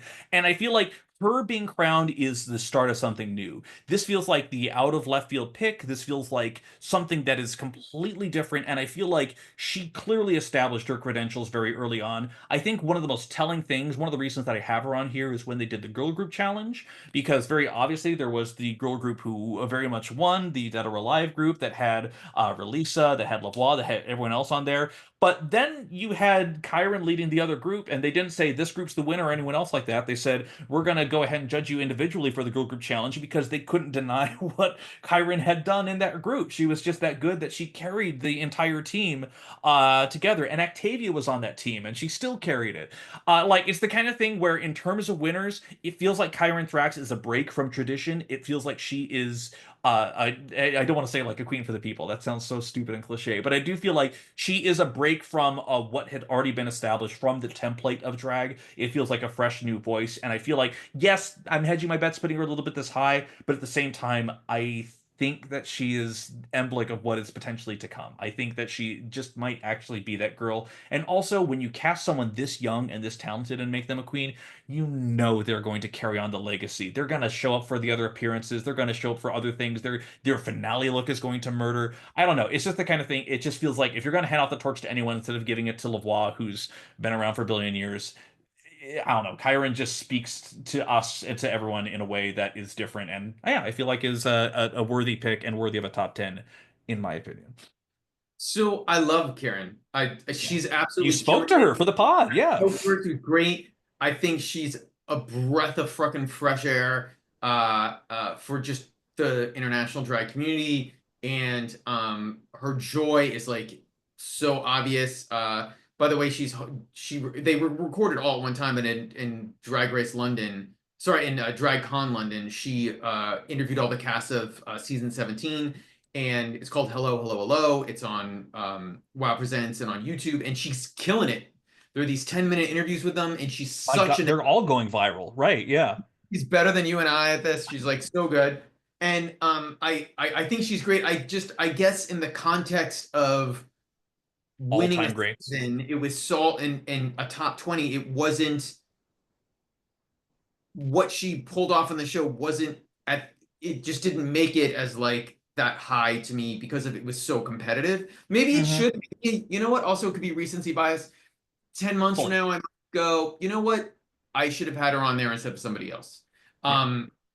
But I love her and I think she's great. She just didn't make my top 20. Maybe she should have. I was trying to be as altruistic as I could and take a step back and look at all the seasons that I'd seen. And I think in all of them so far, she's not top 20, but that could change in a year or Mm-hmm. two. And we'll Um, have our honorable mentions before we get to yeah. number one as well. So we'll talk about some of that. Yeah. Uh, my number, I think we're up to 8. I correct? Because that was your Because you number did your 9. number 9 already. Yeah. Yes, Paloma. My number 8 is the winner of it's the only winner that I have from Drag Race Italia, one of my favorite seasons. The winner of season 3, Lena Galore. So Lena Galore made my top 8. Now, this is very controversial. If someone's Italian, like a huge Italian fan, I know you are the. I was expecting it to be almost all listen, Italia queens. Truth be told. listen, the Brazilians are gonna come after me because they love their Melissa Vancini. She had Brazilians, I had Organza. Remember that. Yes, I was like, be nice to him. Don't come for him. She had 3 wins, but also 2 bottoms. And listen, Melissa had two wins and no bottoms. I get it. But she won the public speaking challenge, she won the roast, and she won basically their version of the musical was like a live singing sort of thing at like this festival thing. It was like all in a narrative. It was sort of strange. But and she slayed the finale. She had the thing about her about why she is one of the top 10 of all time of the international franchises so far is she's one of the few queens like Sasha Velour who could bring her art into the show and make it part of her drag and part of who she is and how she presented without getting kicked off the show within like 2 or 3 episodes. And that is why she is an all-timer. That is why so many, especially of the European queens, love and respect her. You can see it from them. She is, and listen, yeah, she's fucking hot out of drag. Like, it's not about that. But as just an artist, she is absolutely incredible. And it's probably the one time where I looked a little bit outside of everything she's done since. Her performances live are unfucking believable. She is so fucking smart. They absolutely made the right choice. Like, and hands down, she's political. She's the queen they needed. Melissa, if Melissa had won, she would have been a Melissa's trans. She would have been great for having a trans winner in Italy because of they're even facing more issues with their LGBTQ plus rights and community than we are, which is hard to believe. But I don't think she could have been able to articulate what needed to be said as much as Lena has. And I think that's the difference. And I think you need someone who can be that voice who people will listen to. And I don't know if the everyday viewer would, who was on the fence. I don't know. I don't want to get into Italian politics, but I feel like they made the right choice just in that tiny part of a winner, which really probably was not really in their thinking. It was more about what she did on the show. But I just think she's incredible, and I feel like as the years go on, we will just see more and more and more and more of her. And dear God, I don't care that she won. Put her on Global All Stars. Put her on All Winners. Rue will love her. Michelle already loves her. Met her at DragCon London twice. She'd kill it. So again, Lena Galore, Drag Race Italia season 2, my number 8. What do you think? Season 3, right? Because it Oh, season was 3. Sorry, yes. I wrote the wrong thing there. Yeah. But I do want to briefly touch on this though, because I think what Lena Galore did was that when you think about the template of the other winners that we had, where we had Electra Bionic and then we had La Diamond, I would argue, and feel free to disagree, but cold, clean, and professional is how I would describe those other queens coming out of this vacuum. And what Lena Galore had was so much heart. Like, yes, she did art in her drag. Remember, I remember specifically there was almost the Chinese lantern runway where she had the Yeah. hoop over her head and she pulled it forward, and then you could like see all the furls as it like did. It was dynamic. It was incredible. But she had such a like kindness to her. She had such genuine friendships, even after that one lip sync when I forget the name of the queen kept blocking her, and right before like she was gonna clearly be read by Priscilla, she was like, "But this is my queen. This is my girl. She's my number one." Like she has such amazing chemistry and presence on there. I think she is, in my personal opinion, probably the best winner of Italia, if I'm being Yes, honest on hands this. So down. I think That's I why she's think that my is I think guest. an incredibly worthy choice, Yeah. completely. Um, but I did notice you don't have one Italian winner on your list. We Or haven't gotten maybe to it. we haven't gotten into it. Okay, so number 7, my number 7, I'm just gonna get to because we already talked about it. My number 7 is Envy Peru. I actually had Envy higher, and then I went back and watched her runways, and I was like, oh, these were not as great as I thought. Like, she had a couple good. Her mug was always incredible, but her runways were not crunchy. But like, she has since then, she's taken another level. But here's the thing: she won 4 times, was never in the bottom. And you know what? Anyone who had to pretend that they were excited about winning that designer dress that they gave the first winner of Drag Race Holland deserves the crown. Like she pretended. If you, this is a deep cut, but if you watch this season, you know what we're talking about. It is the worst fucking thing you've ever seen in your life. You win this punch hole item that someone made that they argue is worth money, and I disagree. But sure, take it. Have It fun. wasn't even ironic joke you're winning this dress. Like it was supposed to be like this thing. Anyway, Listen, um, listen. We really needs to win. Everybody needs to win Espana season one, a penis cake from Dick Waffle. That's all the only prize anyone ever needs in their life. Let's remember. Two. but I also have her I knocked her down a little bit. She's still in my top 10 though, because Holland was a hit for its first season because she won. And because she was so popular, and that's how they had a contract. They needed a second season. It was always going to happen. Like, that's part of the deal. You agree to do 2 seasons if WoW gives you the rights. But she made it something that people were watching, not just in Holland, but around the world on WoW or wherever else it was being syndicated. So I think in that respect, I think she's an all-timer. People stand her. People think she could go on like all winners and win, and I'm like, settle down. Like, Let's let's calm calm down a little bit. a little bit. You can But I host the think show. she could host Maybe. the show. Well, she might host. There's rumors. There's rumors. There's someone new who has the rights. So we'll see what happens with Holland. But that's why she's my number 7. Who is your number 7? Since we've already talked about I Cynthia realized Ross. I may not have mentioned my number 8. Did I mention my number 8? Oh, I thought you did your number 8. Oh yeah, it's probably worth mentioning because I feel like I would have remembered your reaction from it, which is totally okay. Oh my Because God, it's I skipped ahead. I'm so sorry. Who was your number it's okay. 8? No, and because I was curious to your reaction to it, because perhaps controversially, perhaps shockingly, my number 8 was Giselle Lullaby. Put some respect on the goddamn name, everybody. This is, I mean, it was unquestionably. I still will never understand the hate that she got for the season. A worthy winner, incredible in every single possible way. And that makes a little bit of sense, though. That means I can jump to my number 7, which is going to require a little bit more explanation because in terms of Wait, talking wait, about wait. her. Wait, this is not Spanky Jackson, is it? This No, no, isn't. no. But we listen. We need to talk about her. Her name is Lena Galore, and I think she's Ah! fucking amazing. So listen, that I guess got to be my number 7 pick, baby. I got to put it in there. We're gonna. I think at this point, there's probably gonna be one or two things on there. There's a few queens that I know we haven't mentioned. So as much as there is a lot of differences on our list, there might not be as much as you think.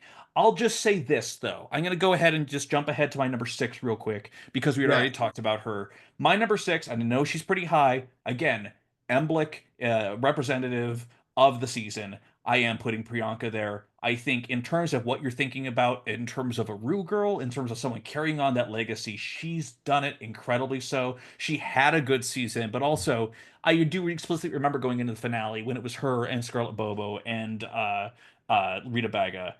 There was no other choice. There really wasn't any other choice. She had won the season by that point, and so it was really just a matter of crowning it. And also, one of the best crowning moments of all time of just like the winner of Canada's Drag Race is what's her name, and Yeah. and then everyone getting to say Priyanka. Like it was branding, but she came in so strong. Also, the first queen in the workroom for Canada, which you can always respect. But yeah, Priyanka is my number 6. We already talked about her a little bit. I stand by that. No, that's great. And also, just on a quick aside, Yeah. for someone who was never in the bottom, the idea that Scarlett Bobo has by the way, Scarlett Bobo lives in Los Angeles. She works in WeHo. Like, she is on the WeHo strip all the time. She works at Wild. She works at Rocco's. She's all over the place.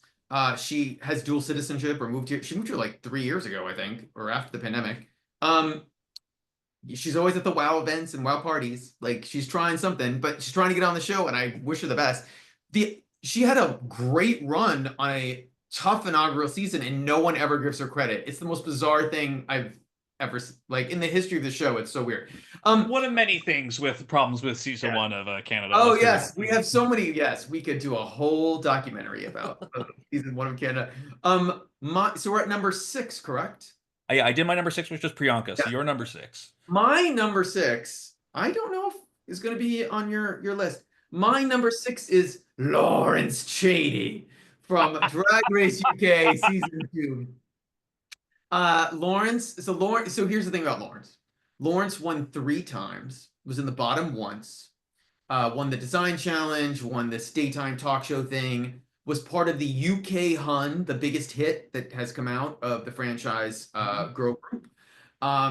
And he could have won, if you go back and watch, the 8th and 9th episodes as well, but they went to Bimini. Remember, I think whoever had won this season was always going to be, needs to be put on a pedestal. What they went through in COVID to shoot this season and then spend 7 months in lockdown at home, have no means of paying their bills, have no means of like making any other drag. I still to this day don't understand how they were able to make new costumes or what they like. Some of them like couldn't. Ellie would talk about it. She couldn't even like get out to go to like a factory. Like she couldn't figure out how to do it. In that context, even in hindsight, you have to give, and also arguably the best cast the show has ever had. Like still Unquestionably. today, like Unquestionably. hands down from top to bottom. Now, I do think Drag Race UK season 1 had the maybe an equal top 5 or 6, but overall, this cast was incredible, super whatever. And Lawrence as a winner just was who the listen, if Bimini had won, that would have made a lot of Americans happy, would have made a lot of 20-something UKs happy, but it would have made you happy. I actually was a Taste and a horror fan. I was always like Team Taste and Team Yeah, Ahura. yeah. Taste was always in the bottom way too many times for me. Although they wanted her to be some incredible performer and lip singer. But Yeah. Ahura also had an amazing run and got robbed of a number of challenges. Like Won her design challenge, rightly so. that That will also one of the greatest design I've done in a studio, like absolutely incredible to this day. Like up there with Utica's unquestionably, unfucking um questionably. Yeah. but Lawrence is top 10 to me. And maybe there's a tiny bit of everything he's done since, or she's done since. But Bimini could not have done what Lawrence did. Bimini could not have taken, and let me tell you, Bimini was more popular when the show ended and has not. Bimini's left drag, has now come back to drag. Like I, it's all you have to give credit where credit due, and Lawrence is one of the top 10 winners all time for me. That's my number. Yeah. I think that is an absolutely fantastic pick. And I might say more about that later. Oh, I'll say so that. what is your wait? Did we already do your number 6 or no? I'm Yeah, getting my number lost. 6 is Priyanka. Uh, Okay. my number 5 was much lower on your list on there. Okay. I can understand why you had her lower on here, but I think we also both agree that she's a top 20 queen. In my case, a top 5 queen. And we can talk about some of the merits of it there and there. But for me, it's Isis Couture. I do think that she was. I mean, the part of it is the fact that like I remember a couple different moments from her season. It wasn't just one thing. Candidates 2, still one of my all-time favorite seasons. A lot of shows have great second seasons. What's up with that? We Yeah. can debate about that issue right Yeah. there. But her makeover challenge that she had with Michaela. Now as we know fully, Michaela, one of the most heart-rendering moments that we've ever had in a season. I remember her fetish runway that she did. Obviously, she won for the design challenges. Absolutely incredible. Her verse during by flop during when they had the country-based girl group challenge. Stupid and iconic in its own way. She had, again, she felt like a winner from the get, more so than Geometric, more so than Kendall Gender, and the thing is that as much as I love Pythia and as much as I was Team Pythia all the way to the end, it was pretty obvious she was going to win, and she felt like one of those winners that would carry on from there. And it sucks because when she came back for Canada versus the World, she still did great. She still knocked it out. And, I think, Greg, you've talked about some more cynical moments that we've had about some of the edits or some of the choices the queens make. The fact that she bowed out when she did was very strategic since it looked like she was about to be in the bottom for that episode. But at the same time, Oh, she was very open about her mental health struggle as well. I will always remember her when she came back to Canada versus the World. Like, the reason I'm back is because I spent all my money and I need more. Iconic behavior, legendary. yeah. Like, I think that she does a great embodiment of what Canada can do for drag, and up there with Priyanka too. But especially for Canada, that I mean, look, I have all three of the first three winners in my top 10. So which I didn't even realize was happening. But like, listen, Canada produces some truly great winners, and I don't think anyone's denying that. So yeah, that just happens how it falls for me as number Hey, 5. listen, Evan. I know we all want to get resident passes in other countries to get out of the United States, but I think you take it a little far with 3 Canadians and 1. I mean it's really tough to get a green card there, but good luck with this. No, I like I Worldwide Tea Podcast at gmail.com for the Canadian Citizenship Bureau. If you reach out. yeah, But yeah, exactly. I mean, Canada's a great franchise. And obviously, we had the winner of season five swing by our podcast. A wonderful interview with the Virgo Queen. She didn't make my list, but I still love her all the same. Yeah, so Uh exactly. I am guessing now that my number five is absolutely not on your list, which will sort of surprise me, to be honest. Okay. I think I'd be surprised. Um to me, and actually maybe picking this queen will help me get residency in this European country. This is a season that if you are a fan of Drag Race and you have not gone and watched this, I'm just gonna be honest, you're a fucking idiot. It's a great singular season. We need another one. It has produced stars, it's about to produce more. The winner of Drag Race Sweden season one, Admira Thunderpussy, is my number five.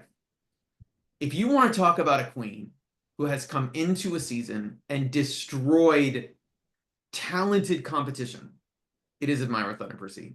So it's only an 8 episode season. Right. She had 3 wins, not counting the finale she also won, which is Hmm. 4. She had no bottoms. So she won half the season. No other queen won more than one challenge. And she was high every other week. She was never like, go back to the workroom, you're safe. She was never low. She was always high. Unbelievable. Like I kept looking like I was doing my research. I'm like, wait, am I right? Am I reading this right? Right. Um, she won sorry, I'm lost. She won Snatch Game. She won their de facto musical episode. She won the acting challenge. And you could have even argued she should have won the talent episode, which was live singing. By the way, this is a season where 4 queens sung live in the talent show, and they weren't like lip syncing it. Like the show was the first 2 elimination queens were like crazy and wild and should not have been there. Hmm. One was like someone who was a bedroom queen, which they cast for fun. But We all need our Aiden Zane in our life. but for context, so you can understand this, Admira versus Vanity Vane, who has shown she is a global tier queen on Global All Stars, and Electra, who almost represented them in Eurovision, and then I can't say, but another queen will be on another All Stars International season. international season soon. She's just incredible. And then I went back and looked at her runways, and I was like, holy shit, it was better than I even remembered. Like she is the Chad Michaels of Northern Europe. She's absolutely incredible. You should follow her. I don't know if we'll ever see her again on any I English mean, truth speaking be told, right. show, but she 100 deserves to be top 5 now. Will she be top 5 in the next couple years? I don't know, but she is in my top 5 right now. Who is Nice. your number 5, Evan? Well, before I say anything about that, let me just also mention that you are correct. That is not on my list. I actually think that that's a pretty incredible high choice on your end too. That is one of the fashion divas, one of the I don't give a fuck queens that we've most had ever in the history of the show. Truly, truly. But also, yes, I think more than anything else, even if she doesn't make my list, I think we are all in agreement that we need more Drag Race Slovenia. We need more Sweden. We need more all of that together, quite frankly. But in terms of me, after I said number five for Isis Couture, baby, we're down to a top four now. Oh, So for me, my number four is a queen that you haven't mentioned yet, which makes me think she might be in your top four too. But maybe. also, I think we've aligned on a couple things before. My number four pick is the inaugural winner of Drag Race España, Carmen Farala.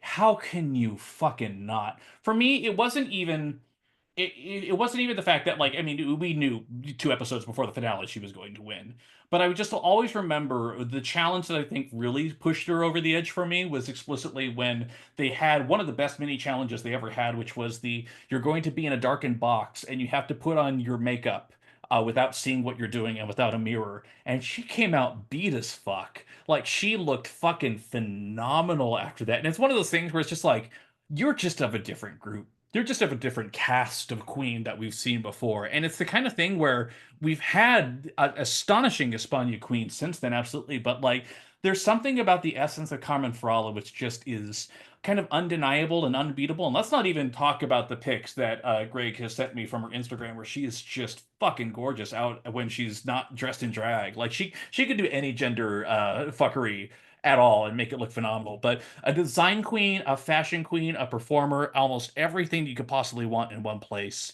Like she just, again, if you're going to launch a season with a winner who embellishes everything that you want in that, I can't think of a better rep for Espana drag than Carmen Farala. I love Carmen Farala. I have her substantially higher on this list than you do. So we're gonna wait to talk about that in a minute, but I love Carmen. I do think my top four is going to have one that yours, well, I already know it has one that yours doesn't, and I don't Okay. know who your other, maybe I've already mentioned them, but I thought we'd already done the duplicate, so now I'm sort of confused. My number four, now remember, we set the precedent as an international queen winning a drag race season. And my number four is Jimbo winning All Star Season 8. So All Star Season 8 gets a lot of hate. I feel like there's always like every couple of years people want to hate an All Star season. I think All Stars 5 got a lot of hate, even though Shea won it pretty easily. All Mhm. Stars 4, everybody sort of loved until the tie happened at the end. Um, and All Star 6 is sort of the forgotten one with Sonique It's just winning. crazy because it has such a great cast and such a great Yeah, it had a cast. great But yeah, cast, but also like Sonique, it was pretty obvious she was going to win. And now in hindsight, you're like, should she? I don't know if she really like should have won. I don't know. But Jimbo destroyed All Star Season 8. Top three times in the Lip Sync for Your Legacy finale, or sorry, four times. But hmm won four challenges, top three in the Lip Sync for Your Legacy and lost, won once, and no one else came close through the oh, entire season. And basically, in this format, you're winning the episode if you're going up against a secret lip sync assassin. And their narrative basically was, could they win the lip sync? Um, hmm Absolutely. He was bottom once in the weird top three episode, which I still don't understand what that ever was, where it was just Candy, him, Jessica. uh, Jessica, and then Jessica basically got sent home because I felt like they had too many episodes. Like I don't understand ever what Right. that. Then they had the talent show right after then that was only Yeah, for the and then they fame came games. back. Right. Yeah. Yeah, it was weird. But iconic runways, a top tier, even though it was Snatch Game of Love, like top tier Mhm. from someone who'd already given a top tier Snatch Game, incredible Snatch Game performance, that had Bowen Yang like could not Dying. control themselves, like Right. dying. Um, and then peak Jimbo, but like no notes. Like you can always be upset with that season that Candy made it to the top two. Listen, wow, Paramount Rue, they love Candy. Candy will always like make it super We'll be far. there. Better They deal think with her. Yeah. they think she's great television, and that's okay. That's fine. I've some just it's like one of those things you just come to understand. Like we will never get rid of Ross. Like it will always be there. But I just think Jimbo was utterly incredible, and that I just a runway package they're probably still paying off. But like 100%. If you were just even to look at the U.S. All Stars winners, top four, top three, like I just in terms of what they did, like that's just my Yeah. take. Who is your number four, Evan? Well, so my number four was Carmen Farala over, Oh, and for me, when it comes to Jimbo, listen, if I've got to be honest, Greg, I kind of don't want to talk about it, and I just want to jump to my number three, if that's okay with you. sure. My number three is Jimbo, Yeah. because like, listen, when you again, as we talked about before, there's a lot of problems with Canada season one, but God, what a star-making machine it was, and it Yeah. wasn't even the show; it was just the cast. It was the Lemon, it was the Priyanka, it was the Scarlet Bobo. It was, I mean, how far deep does that bench go? For me, Jimbo, I had pegged as a favorite from there, and you could tell she did not fit in because no one understood their aesthetic. But they, as much as they are clown, as much as they are comedy, they deliver high-end drag to a degree. They are always looking for innovative concepts on their All Stars run when they did the two-faced Adam and Eve runway back to back, when the design challenge, when they had the pearl smiley face thing. Like it, everything that Jimbo touches is actually fantastic. And it's so, I also think she has such a great narrative of how she competes and does well in Canada and then gets screwed over for trying to do the whole alliance bullshit on All Stars during UK Versus and then learns those lessons and plays it close to the chest during All Stars. As much as people are still upset over All Star season, no one is denying that Jimbo deserved that win. And it's so funny too because you can always tell there are certain queens that, for whatever reason, people just start talking about him. Like, man, I don't want to be as mean as Plain Jane. Why is Plain Jane here? Or, you know, Susie too. Like, there's always that queen that's talked about. And nowadays, you see queens with the giant Jimbo tits all over the place. Like, she wasn't the first queen to do gigantic tits, but boy, did she normalize them in a way that a lot of people are way more comfortable with it too. Like, Jimbo drag is an aesthetic by itself. Every queen that says that no, they came up with it on their own or they saw it somewhere else, they are 100% lying. It's 100% of what Jimbo did. They've 100%. It's one of the most influential queens that we've had in the past decade. That's why she's this high. Um, Exactly. so my number three, your number three was Jimbo. Yes. My number three was, may she rest in peace, the Vivian from Drag Race UK season 1. So again, I was team DDC. We all I were. wanted Vina to win. I was not a big fan of the Vivian, but in hindsight, when you go back and you look and you realize the influence that that season has had, the moments that stick with you, she won 3 times, was bottom once. Davina never bottomed, was low once, had 3 wins, but also was one of those wins was a group thing, so it doesn't really count the same. So there was sort of an even record. Baga had the same record as Davina, also had a group win. I kind of But forgot about that. That's the incredible. Vivian, but the Vivian had an iconic snatch game that she had to keep doing that character Trump again and again and again. And some of the most memorable moments of the show were because of Vivian. It was because in the first episode, Michelle has that moment with her talking about her nose, and it's really her nose. And she is just natural and is incredible television and knows how to volley back and forth. She is the one that spawned the moment in the workroom with Davina where she goes, you know, red wig and a silver dress. I think not like that's because of an argument she got in with the Vivian, which Mhm. wasn't them trying to like create good Right. television. It was just their personalities clashing because they were both super competitive.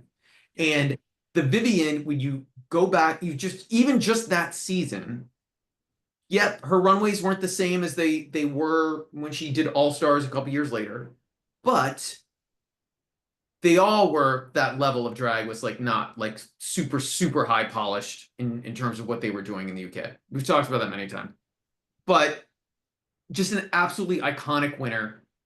And the show was a hit because of Baga, because of Davina, because people thought Blue was really talented, because of Cheryl Hole and like how they could relate to Cheryl, but because they loved the Vivian. And in the Mhm. UK, they loved her and she was a star and she will always be an all-time winner. And the reason that's why they brought her on All Winners. They Mhm. if Davina had won, Davina wasn't going to be on All Winners. 100%. I agree with that. Yeah. So that was my number three. So I think we're up to the top two, Top and we are two. definitely gonna have a difference Yes, we because are.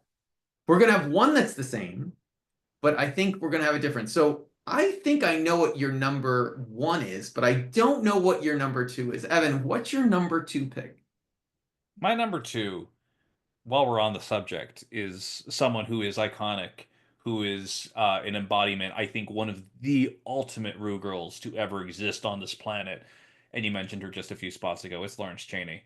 Oh, It's the thing where, like, is Lawrence Chaney my personal favorite queen of all time? No, as we all know, that's Lemon. But the thing is that when it comes to Lawrence Chaney, again, I think about, you know, had a good job on the show, did a high fashion drag pretty much throughout the entire time. I'll always remember her butcher meat mask thing where the blood was encrusted in rubies. Incredible stuff. But she is everything you want in a Rue girl. She is the template for a Rue girl. She's funny, she's witty, she'll show up, she'll do anything, and it also loves the show, is happy to be the ambassador for the show. Like everything about her, like I truly feel like nothing against the Vivian whatsoever, but I feel like Lawrence Chaney is more the queen that all of UK queens are going to be judged against. Because even though Christopher Saatchi was different pick, when you think about the other queens that we've had, like a Ginger Johnson win wouldn't be as viable as it was were it not for the fact that Lawrence Chaney had paved that way first, and is still going and is still showing up in shows and still doing her art and doing drag live in Vegas. Like it doesn't matter what, she'll show up for the gig, but she doesn't phone in. She doesn't feel overexposed. She's just doing the work and being the ambassador. She's increasingly becoming the face of what you think of when you think of a Rue girl, and that's crossing international lines too. So I give her all the credit for that too. And again, for me, I think we had maybe slightly different metrics in terms of either Yeah. performance on the show, but also how much they embody the show afterwards. And some of my picks very much clearly were that. But Lawrence Chaney is the Rue girl. I think is maybe almost more than any other one. So that is why she hits my number two spot, which makes me even more curious as to what yours is.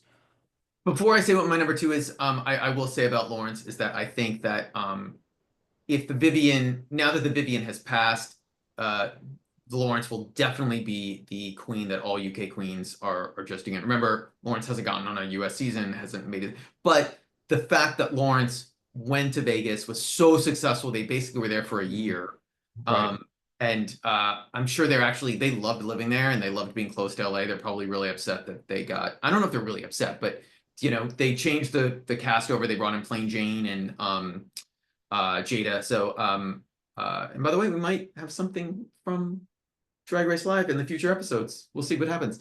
But I do think Lawrence is incredible. That's why I had Lawrence in my top 10, and I think that's a great pick. My number two is hands down your number one. My number two is the winner of Drag Race France season two, Keiona. Somehow Best track record, the best track record of any queen who's ever been on the fucking show. somehow only won two challenges, but was never bottom, was never safe, was high every single other time. That is incredible. Listen, Sarah Forever won four times, but had one bottom and one low. Hmm. And when they came and they actually, it was almost like a mirror image. I'm wondering if, I still to this day wonder if Nikki, this ever occurred to her. There was no rose petals, but in many ways, when they went and lip synced against each other, it was very Shea versus Sasha Velour, where you have the queen who's like killed it on the show in theory, and then the other queen who just destroys her in person. Granted, Keiona had a better. Actually, Sasha was never bottom. Sasha was safe and high and won. She never lip synced. She was never low. She actually had a great track record. She was just forgotten because Shea won so many times on season 9 and Trinity won so many times. Hmm. So I sort of think of that, but I love Keiona. I She has said she'll never do Drag Race again, which I find very sad. I But know. she's killing it. And we have said this on the podcast already many times. If you need an international non-English season to watch to convince you to watch an international season, it is Drag Race France season 2. As much as I love España, and I've proven that in my top 20, that season is an all-timer. And it put France on the map as perhaps one of the best franchises in the entire franchise Yeah. world. Unquestionably. She also she competed on the French version of Dancing with the Stars and placed fourth. So she's can do pretty much anything in my opinion. I agree, and I don't think it's going to be too much of a spoiler. Yes, obviously is my number one. I will still get to honorable mentions and Greg's number one in a second, What's your but number two? No, wait, your number two. my number two is Lawrence Chaney. Oh, that's right. Okay, sorry. Guys, we've been going at this for a while. I've lost. So your number one is Keiona. How could it not be? It's the thing where it's like, is she even my personal favorite queen? I don't even think she's like my number one, because obviously some of my favorite queens are queens who didn't win. We all have our personal favorites that we have on there, but just to be the winner of pretty much the hands down best international franchise, that's going to go a long way for me. And the fact that she won so enthusiastically with one of the best lip syncs of all time, actually the best lip sync for international season, as we did on our podcast. Like everything's going for her. Also from again Ballroom, did great on Legendary when she competed there. Like everything is going for her. She's just fantastic in every possible way. But wait, we don't know what Greg's number one is, and before we even get there, we both put together a list of honorable mentions. Greg, who did you have on your honorable mentions list? I'm just curious. My honorable mentions are they're somewhat predictable. Yeah, Raja O'Hara for Canada versus the World Season 1. She had a obviously. great run there. That's a deserved win. It was between her and Silky at the end, but international season, and she killed it. Um, Listen, I'm on the island, but I still think you can't, if you look at the track record, it, she did what she did. Alyssa Edwards on All Stars, like she was never in the bottom. She was um always safe, or she won two challenges. And when you watch the season, she deserves to win those two challenges. So I Mhm. sort of like don't know what to say to people who get upset that she won, but she won. And then last but not least, the queen that I think is better than Tia is Blue Hydrangea, who for UK versus the World Season 1, who, by the way, yes, she sent home Pangina, but she's not the fault Jimbo went home. She's not fault Lemon went home. Like, or that's not any of her problem. Like, she did what she needed to do, and she had incredible, people forget she had incredible runways. She had a really good snatch game, and she's my honorable mentions. I I should probably put La Diamond from Drag Race Italia season 2, but Fair. Yeah. I I never remember her from that season. Like that's the problem. And I I love just her as a I queen. will I just don't remember her. I will always remember the very first episode when they had the food design challenge, and she had like the mask with the carrots on there. But I just will always remember watching that season and just the way Priscilla said "La Diamond" every time. That just echoes like a tick in my head. Yeah. Those are Who are great. your Was honorable that mentions? Oh, my honorable That's it. mentions? Like literally, I'm looking at like my number 21 and 22 out of my top 20, and like number 21, Blue Hydrangea. I had it on there. Make no Oh, mistake. I acknowledge where it all comes from. I did have Petita.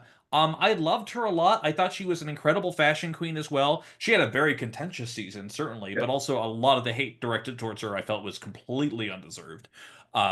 Truth be told. I also feel like if we're going to talk about, we can talk about the queens on there and their quality. If you're going to pull anything out of Belgium, I do think Drag Queen is probably the one to pull out of it. She was definitely on my list as well.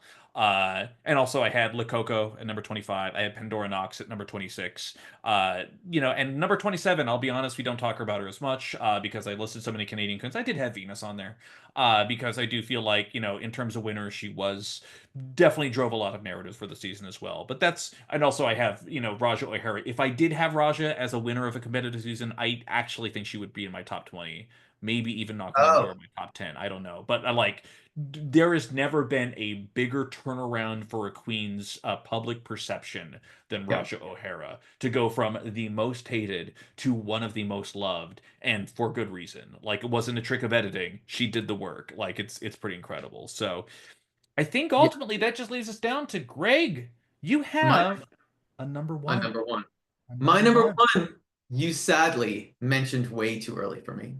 My number one is the one and only Carmen Farala from Drag Race España season 1. Uh, Three Well, wins, never in the way bottom. too early. I put her at number four. Too early. Too early for she. First of all, our Lord and Savior Carmen Farala. I just no, like it's yes. Um, Three wins, never in the bottom. No other queen on her season had more than one win, and her competition in the finale were both in the bottom twice. So she sort of killed them along the way. She had an incredible runway package, especially for España season 1, which she made all herself. She made every single outfit herself. And the other queens will tell you she would, I don't remember which ones it was, but she would be like, she would change her mind, bring fabric back to her hotel room, and redo the runway for the next day in her hotel room and then win the challenge or be high because she decided to do something else. She was so good in the workroom that when they had design challenges, which somehow she never won, she would help everyone else make their clothes and still make her own stuff while she was doing it. Mm-hmm. That's the insane thing is she won 3 challenges and somehow did not win a design challenge. Like absolutely incredible. But And like, remember what she won? She won the girl group challenge. She won the roast. Like, yes, she won stuff that the was so makeover. beyond, and she was still the fashion queen, and still who I think of as a fashion queen, right? I felt like if you look at it, she was so killing them by the second season. It felt like the judges had to like they needed some drama. So they started like helping other queen like Killer was like really like Killer's a fine queen and I know that she's a fan favorite or was she's retired because she's a medical doctor helping people. Nice. But you she is par excellence. She also won after saying she didn't know any RuPaul songs, like on the show, and they still crowned her because she slayed it so much. She is on a pedestal on herself in the world of drag. In many ways, it's an interesting comparison. Like has such a career out of the show, like Admira Thunder Percy, like Lavoie. There are many other queens in that way. And to me, she is no one has topped her yet as the greatest international queen for what they did on the season. And also, we have to remember this was outside of Thailand and outside of them speaking some Dutch on Drag Race Holland, which was like Dutch, English, like back and forth. The first Spanish season they had, outside of no one's counting the switch. I don't want to talk about that. Drag Race Italia, Drag Race France would not be the successes they are if this season of España hadn't been such a smash.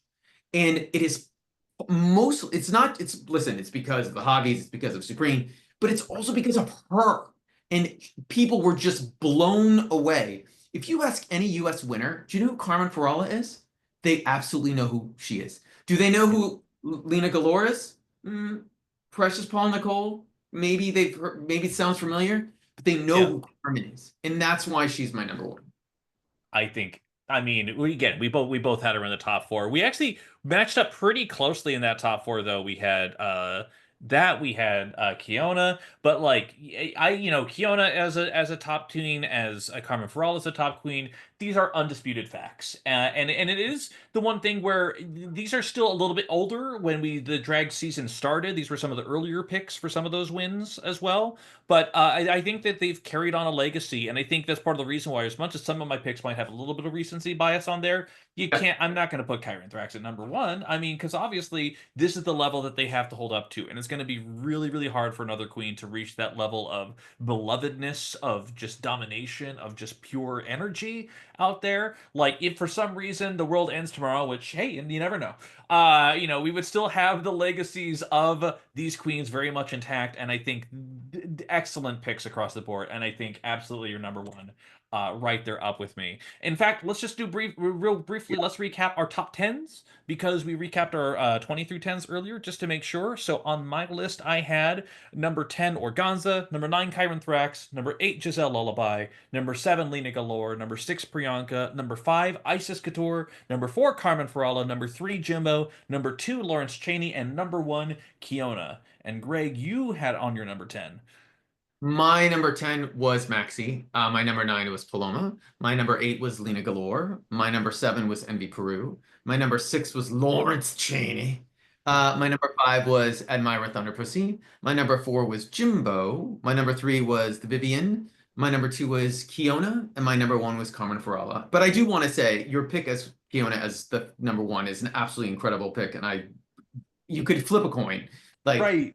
but great picks all around. But Lemon. No, I'm just kidding. I'll never. Carmen, Carmen No, Peralta. it's okay. Kristen Peralta. Listen, you don't listen. I'm sure part of you will go talk to your husband and be like, Greg had Admira Thunderpussy at number 5. Like, and I'm sure that will be like send him to a mental institution.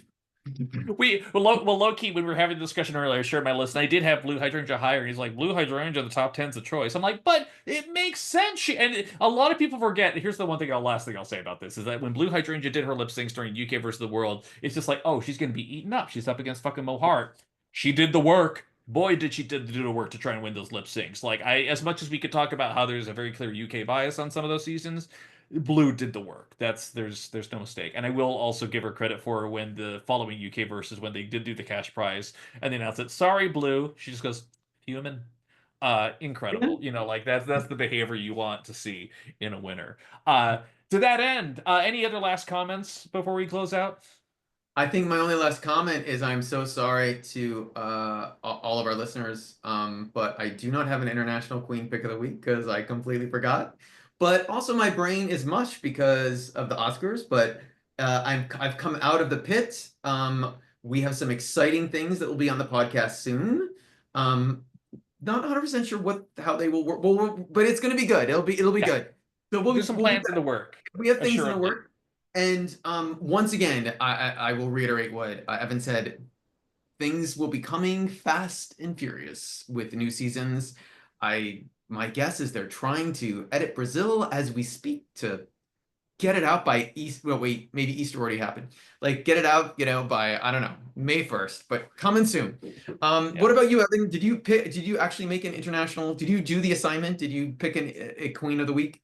I believe it or not, so what I did is I went through my top 20 and I'm like, who is the queen that probably needs it the most? And actually, because she's posted so many videos, I'm just gonna say it. Follow Precious Paula Nicole. She has actually a pretty good follower count for a queen from the Philippines. She has 199K, which is pretty good. Yeah. Obviously, some of our international queens have a bit more, but she has been there's winning the season, and you can just rest on those laurels. She's done some of the other things since then.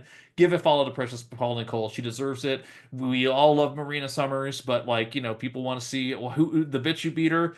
There's reason, as we discussed before. So she's on both of our lists. But yes, we'll post this and so much more. Make sure you do follow us on Worldwide T on Instagram. That is where Greg posts incredible stuff day in and day out. And while you're at it, please leave us a review. Either give us a thumbs up on the YouTube or leave us a Spotify or Apple Music review, because genuinely, we've seen some people left reviews already. The more you do that, the more it helps out the show, the more we get stuff here and can book even more guest stars to show up as needed. But more than anything else, I cannot tell you how excited I was to do this, Greg. I knew there was going to be differences of opinion and also a lot of things we aligned on. I am happy to see both of them. That's what gives the show the magic. Thank you, as always, for putting all this together and enduring so many seasons of International Drag Race with me. Oh, of course. And thanks everyone for listening. And again, we'll be back sooner than you think. Absolutely. Let the music play, everybody. Let your inner heart shine. All right, whatever, Michelle. Whatever. We're leaving. All right, take care. Goodbye. Goodbye.